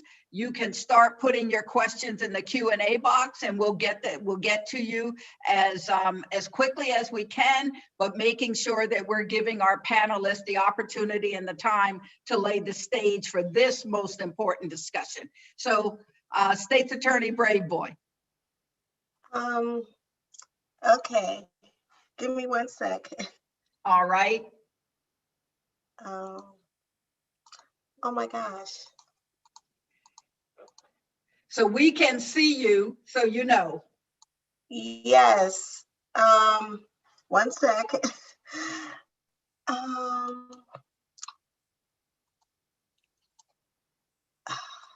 Okay. All right. Thank you very much. I apologize. I had too many screens up and I couldn't find this screen to unmute. So thank you all so much for having me today. And Dr. Dukes, it's just such an honor to be in your presence and the presence of all of these dynamic women and men who are joining and supporting the work of the Women's Commission. And I would be remiss not to mention our wonderful leader, our County Executive, Angela also Brooks. So today I wanted to talk to you about a very important bill that my office is supporting. It's House Bill 277 and Senate Bill 505, the vice chair of the House Judiciary Committee, Vanessa Atterbury, is the House sponsor, and Senator Hedelman is the Senate sponsor. So we're really excited that we have two dynamic sponsors who are leading the bills in their respective chambers. The bill is entitled Criminal Law, First Degree Child Abuse, Continuing Course of Conduct. This bill is designed to protect our most vulnerable victims, our children. Too often, our children are the victims of repeated child abuse. And although these children are often given the medical diagnosis of torture, each individual episode of abuse does not create the life-threatening injuries or loss or impairment of an organ currently required to meet the first-degree child abuse statute here in Maryland. And so we are working really hard this year to change the law so that we can charge perpetrators with the aggravated felony of felony child abuse, and they can face the more appropriate sentences like 25 years if they are convicted. We could ask for up to 25 years. If the child dies, certainly we would ask for more. But if the child is tortured, abused, if they have serious bodily injuries, if over a period of time they are impacted, and remember, these impacts may not be just physical. Oftentimes they are emotional and mental. And so this type of continual abuse of our children really impacts them for the rest of their lives. And we want to ensure that the punishment fits the crime. So this bill states that anyone who commits 3 or more acts of child abuse may be charged with first-degree child abuse. And we think this is really important. And I wanted to say that last year, you all worked with us and helped us pass a bill that made strangulation a first-degree felony offense. And I want to thank you for your advocacy.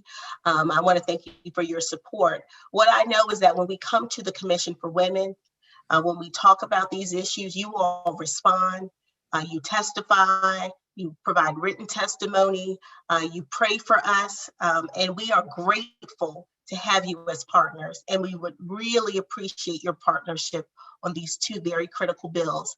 Now, I have one of my ASAs here with us today.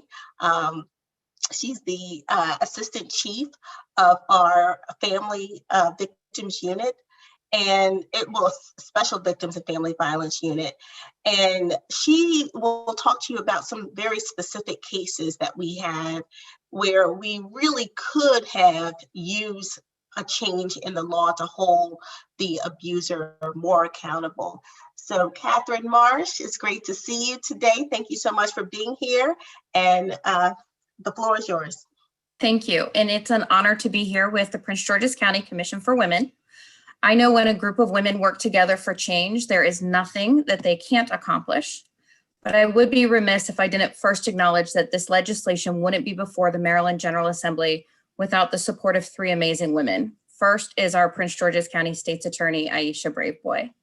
And then our Delegate Vanessa Atterbury, who is a constant champion for Maryland's youth, and Senator Hedelman. The best way to explain the importance of House Bill 277 or Senate Bill 505 is to describe just 2 cases my unit handled recently where the current law has failed our children. One involves an amazing young warrior who was dropped off at the hospital when he was 2 years old. He was diagnosed as a victim of child abuse.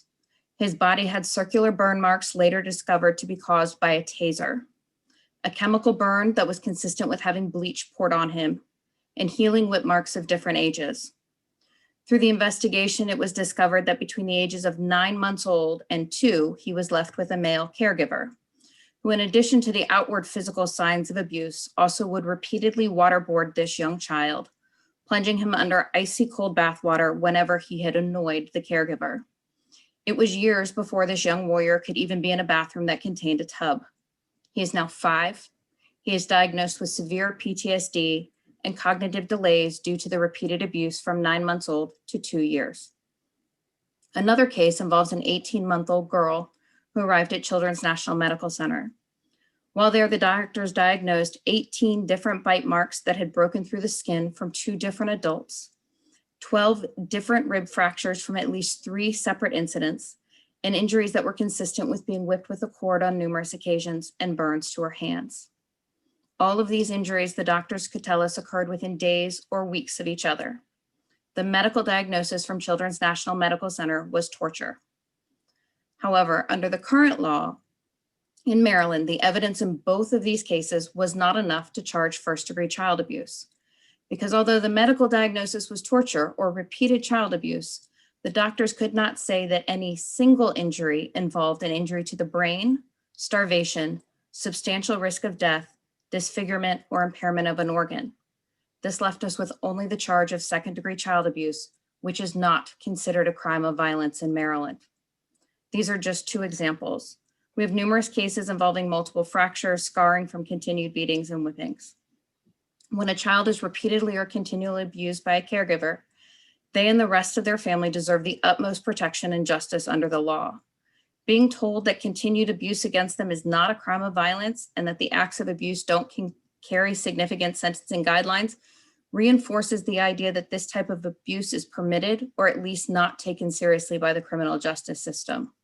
Our current law doesn't provide the necessary protection or justice these most vulnerable victims deserve. The state of Maryland has already recognized the seriousness of continuing course of action or continuing course of abuse in the field of sexual abuse and has for decades.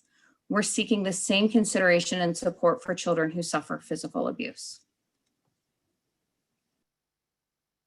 So as we think about this, can you talk a little bit about the differences in consequence, you know, from second degree to first degree, if you could reframe that for us so we clearly understand why this is so important. I mean, we understand it from your comments, State's Attorney Brave Boy, from your comments giving us 2 just heart-wrenching examples.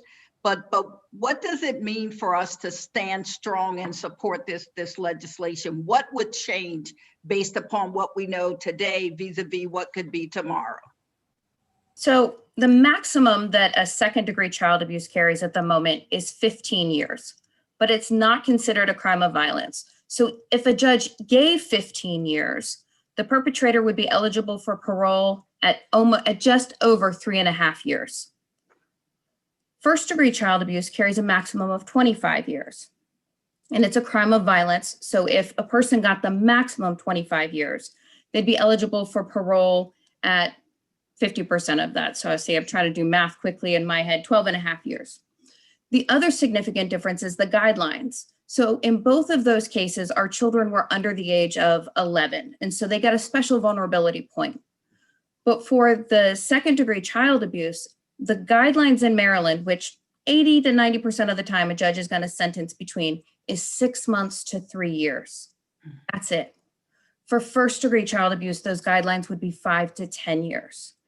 And so we're really trying to get this repeated kind of abuse on par with the sentencing guidelines it deserves. As we said, we do have it for continuing course of sex abuse of a minor. We just don't have it for physical abuse at this point in time. Thank you for that. Ms. Wilder, you have a few questions for us? Yeah, I don't see any chat just yet, so I would also ask persons to our panelists if they would start to put their questions in the chat, but I mean the Q&A. But I do have a question to either Delegate Brave Boy or the Assistant State's Attorney. Where does human trafficking of a child fit into this narrative? Again, I think as you mentioned, State's Attorney Brave Boy, that you don't always, especially with human trafficking of children, you don't always see the physical, but the trauma is definitely there. Does this fit in this category at all?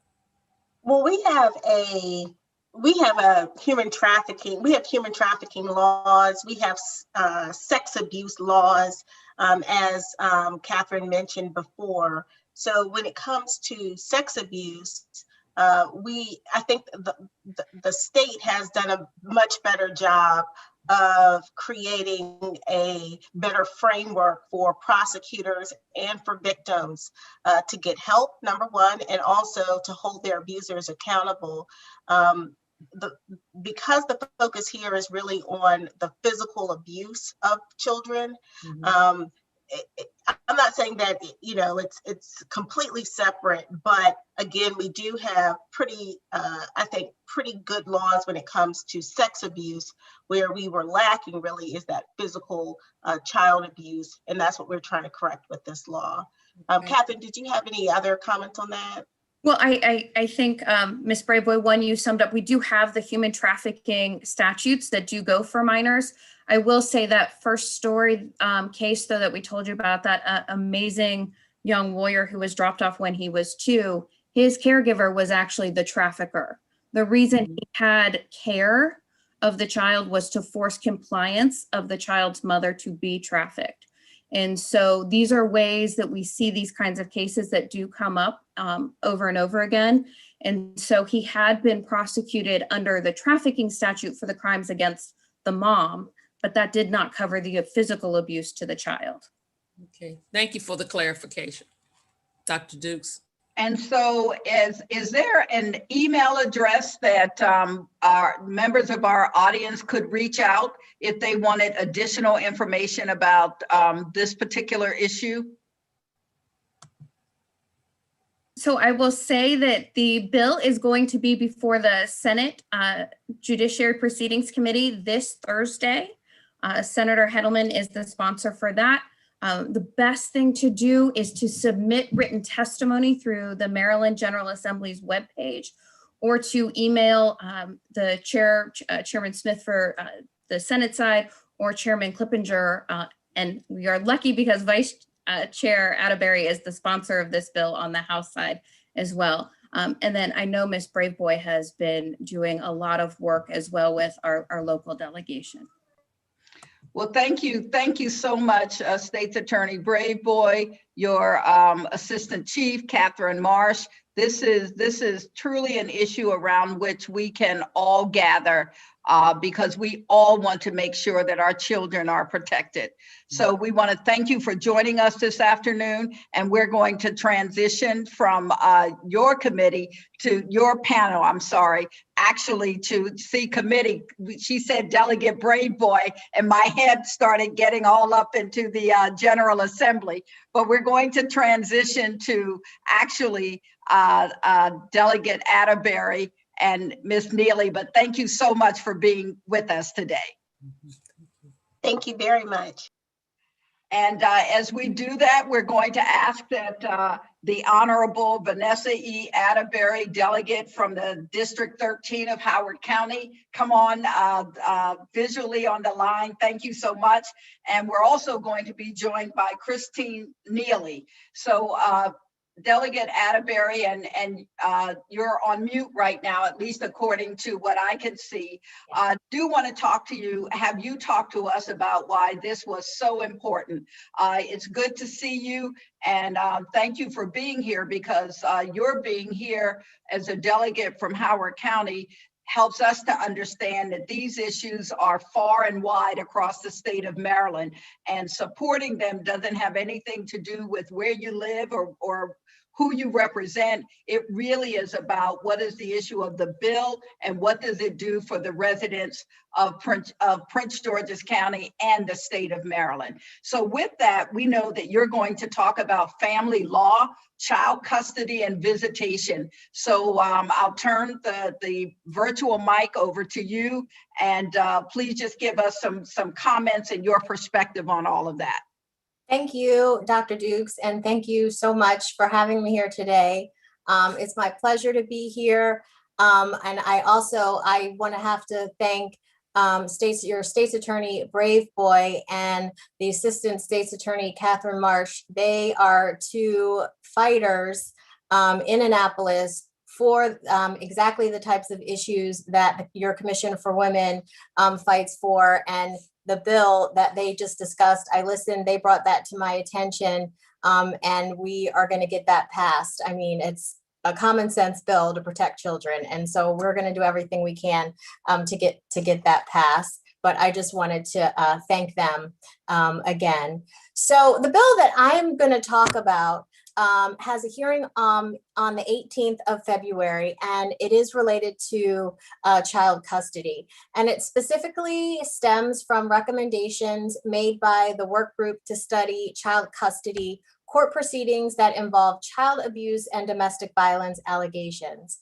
And the work group, that legislation was passed in 2019. So I think 2 interims have passed, and there are about 24 recommendations that came out. The work group was made up of 4 legislators, one including Prince George's own Jazz Lewis served on the work group, and then other child advocacy organizations, attorneys, protective parents, and other experts. And we looked at a lot of information.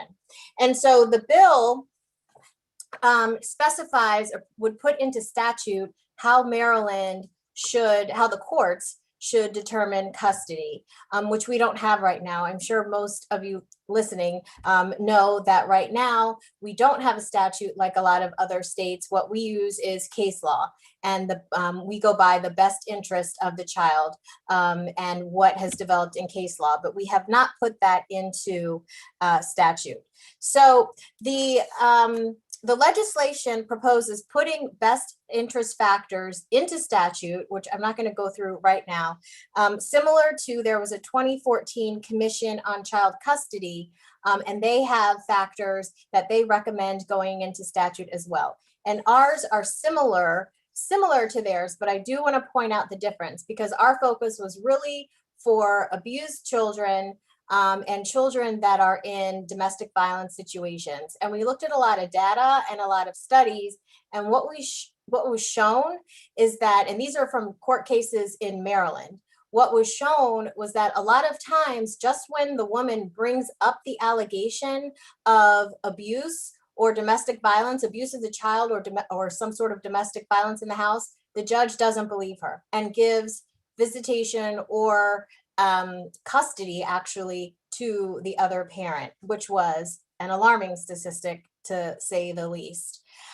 So in this bill, the best interest factors would be given extra weight to the physical and psychological safety of the kids. So the judge in the court would have to take those into consideration first before weighing all of the other factors. And the court must assess physical and psychological safety risks and claims of child abuse or domestic violence. And the court would have to specifically state that, or I should say the law states that there's no presumption of joint custody going into court for the parties. What I also will say is that the bill would alter what is done now in determining custody in visitation, because right now a court can order visitation even if they believe that there's some sort of abuse or domestic violence going on. They could order supervised visitation, but this bill would say no, that there would be no visitation if there is abuse believed to be taking place. And also the bill establishes that reasonable efforts to protect the child or a party, and you deny visitation because you're saying you're protecting the child, that's not going to be considered an unjustifiable denial of visitation, which can happen now and unfortunately happens to a lot of mothers at this point. So I'm not going to, I see Ms. Neely has joined us, so I will turn it over to her and happy to answer any questions, Dr. Duke. All right, I'll unmute myself as I've been encouraging our panelists to do. But before we go to Ms. Neely, could you talk to us just for a moment, Delegate Atterbury, about, you indicated that in Maryland, we've relied on case law vis-a-vis a statute. And why is What is the difference and how does that make this so important? I think that's a critical question. And over the years, since I've been in office since 2015, there have been different custody statutes that have been presented to the General Assembly. We haven't passed any. It's important that we put it into statute to make sure that all the judges in the state are going off the same criteria and that they've all been trained in this and they aren't using their own judgment and their own interpretation of the case law. So that way, you know, if you're in Howard County in the court system, you can expect the same thing in Prince George's or on the shore. And it won't be up to the judge's individual bias or of how he or she interprets the case law. Thank you. Thank you for that. And we are joined today by Ms. Christine Neely, who herself can speak to this from a very personal perspective. So Ms. Neely, we want to thank you for being with us today and please share your story. Thank you, Dr. Dukes and distinguished guests for allowing me the opportunity to speak to you all, to share a bit of my story and to speak on this bill today. When I heard this bill was coming up, I was very excited to hear that this measure was going to be put forward. I said, hallelujah, it really is about time. I am a survivor of domestic violence. I'm a single mom. I have two wonderful children that are survivors of domestic violence and child abuse themselves. I'm an advocate for domestic violence survivors and for children who've survived domestic violence. And I'm also an advocate for the Family Justice Center of Prince George's County, for all of those that are still suffering in domestic violence situations, to let you know that there's a place for help and assistance, that you don't have to suffer in silence. This mission, this call started for me almost 4 years ago. I left my former husband in 2015 seeking a restraining order. And I spent almost the next 4 years in Prince George's County Circuit Court fighting for my freedom and for the freedom for my children. My former husband was abusive. He abused the children. He also had alcohol and drug issues, mental health issues. And every time it was brought forward in the courts, I heard things like, well, there's not enough evidence, or it's not documented, or it's still being investigated yet. And my children were forced to go on visitation, unsupervised. And I heard things like the biological parent bond is more important than cutting off visitation right now. And the children have no rights. And it infuriated me because the damage that was being done, not just physically, but emotionally and mentally, is still lasting now. It got to the point that my daughter would pick her skin until she bled, and she was 7 years old. In 2016, there was an incident involving my former sister-in-law at my daughter's basketball game. She was just barely 6 going on 7. Resulted in a court hearing. And she came out of there after a 4-month delay, so upset. And she said, nobody listens. Why do I bother to tell the truth anymore? Why? Nobody listens to me, Mama. I tell the truth, like you say, and nobody listens. Why won't anybody listen to me? And she had spoken to Child Protective Services, judges by this time, and she was just upset. And I said, that's it. I'm going to fight and keep fighting, and I'm going to tell our story until somebody listens, and I'm going to keep speaking out. And I don't care. I had judges threaten to haul me off to jail for demanding that my children's voices be heard. And I kept fighting. And 4 years later, we won our freedom from it all. And I promised my daughter I would keep fighting. So this bill will save many, many lives, children's lives, but also survivors of domestic violence, because forcing and continuing unsupervised visitation for the children also means that the abuser gets to continue with abusing the survivor of domestic violence, because you have that interaction. You're also putting the children at continued risk, not just the physical abuse, the mental abuse, the psychological abuse, the scars that you don't see on the outside that take years to heal. The other thing I would like to say to you all is that children are our future. It's a line from one of my favorite Whitney Houston songs, and we must protect them. And this bill allows mothers to follow their instinct to protect our children and not be charged with interference. And I can speak to you many a times. Right now it's a catch-22. If you withhold the visitation because of abuse, then you're charged with interference. And then when you go to court and you bring it up, the judge says, well, if it was so bad, you wouldn't have let them go. So obviously it can't be that bad. You must be lying. And I had that said to me by the current sitting judge. So what are you to do right now? This bill fixes that. This bill changes that. I implore you all, you have to support this bill. And I implore our delegates and our senators, please, please pass this bill. Thank you so much. You know, that, and this is when we started this discussion today, we talked about the need to share our stories because our stories are more than just the words on a piece of paper.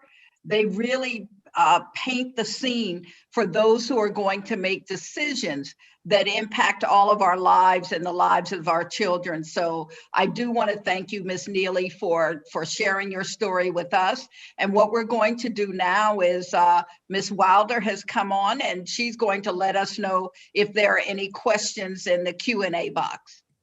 All right, I do see one. It's more of a statement from Joelle Ballard. She says, thank you for sharing your story, Christine. God bless you and your family. We echo that.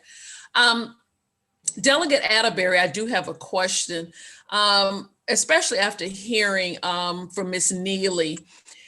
In this bill, will judges have any flexibility or any discretion, or are you saying this bill will kind of mandate and make mandatory the kind of sentences that they and behavior that they judges across the state of Maryland will have? Thank you for the question, Ms. Wilder. So it would mandate that judges take into consideration first and put the most weight towards abuse and domestic violence when it comes to the child and in the household, which now they don't have to do. They weigh the factors equally, all the factors that they consider. So it would mandate that. And it also would mandate that if they find that there is no evidence of abuse, they have to put that in a specific written finding as to why they came to that decision. And like Ms. Neely said, what's so important, a huge change, is the fact that if there is allegations from one party of abuse and they deny because they want to protect their child, that protective parent, so they don't allow the visitation, then they won't be punished, saying that they're unjustifiably denying that visitation. Thank you. So I believe there is a sort of comment question in the Q&A box, and Deborah, I'll read it. And it starts out by saying that the trauma of child abuse is extensive. And how should we approach the need for police accountability and reform, because that also causes emotional trauma to children and adults of color, to ensure that the mental health needs of both children and adults are addressed, and those needs come from sometimes seeing abuses that are committed so publicly. That's a deep question. That is a deep question. And it is without a doubt, whether a child has been witnessed police brutality, been involved in police brutality, or is at home seeing everything that has gone on this past year over the news. I mean, there are some adverse childhood experiences that come from that, and trauma that absolutely comes from that. And so how we begin to address that, quite frankly, I'm not sure. As you all probably know, we are doing a lot of police reform efforts this year. I chaired the House's Police Reform and Accountability Work Group, and actually on Tuesday, we'll begin hearing all the police reform bills on the House side. So if you want to tune in virtually, feel free. I think just addressing the question, the best way to approach that would be legislation which would go to our Ways and Means Committee dealing with education that deals with how to address this in schools. I mean, we have to talk about this in schools. We have to talk about, particularly, I'm a Black mother. I'm a single mom of 3 little kids. My sons are 9, 7, and my daughter is 6. I have to talk to my kids, and I have for a couple of years now, about how to interact with the police. But at the same token, I tell them, well, your Gigi, your great grandmother, she's 91. She's a retired Detroit police sheriff. So, we're not going to paint all police with a bad brush, but at the same token, you need to know how to behave when you are out in the streets, or if you have an SRO in your school, so that you don't have a bad interaction, or you hope that you don't have a bad interaction. I think that's an excellent question. And whoever put that in the chat, I'm going to put my email in the chat, and we can work on that, because I think we do have to begin addressing these addressing that in the school system. And I should have indicated that the question did come from Deborah Nixon. We did indicate that we would acknowledge the person who asked the question or made a comment across our Q&A section. So I do want to remind our viewers, and again, our listening and viewing audience, that you can reach out to the Prince George's County Commission for Women at pg.commissionforwomen@gmail.com, and their number is 301-778-4381. You can also Google the commission or go to princegeorgescounty.gov/34970/become-a-CFW-volunteer. So what I would say is Google the Prince George's County Commission for Women, and I'm sure all of the ways in which you can contact them will appear on your screen. We've had the opportunity today to hear about child welfare, and with this panel, I'd ask you again, let's give a virtual thank you to Delegate Vanessa Atterbury and Miss Christine Neely. Thank you so much. Thank you. Thank you so much for having me here today. Enjoy the rest of your session. Thank you so much. Thank you. Thank you for having me. Yes. Thank you. My role as moderator will come to a close. I want to thank you all for staying with us. We have 203 of our friends, family, and neighbors still with us in this virtual experience, because what we know, and I'll end with the way I began, that democracy is not a spectator sport. It requires all of us to raise our voice, because it is democracy of the people, for the people, and by the people. Thank you so much for allowing me to be a part of your program. And that thank you is to the Commission for Women. And I want to turn it over at this time back to Chair Denise McCain. Well, Dr. Dukes, thank you so much. We have come to the conclusion of our legislative briefing today. And I would just like to start out by thanking all of our speakers, the panelists, for such informative sessions. I think we all walked away with a great deal more information and knowing what it is that we want to continue to work for.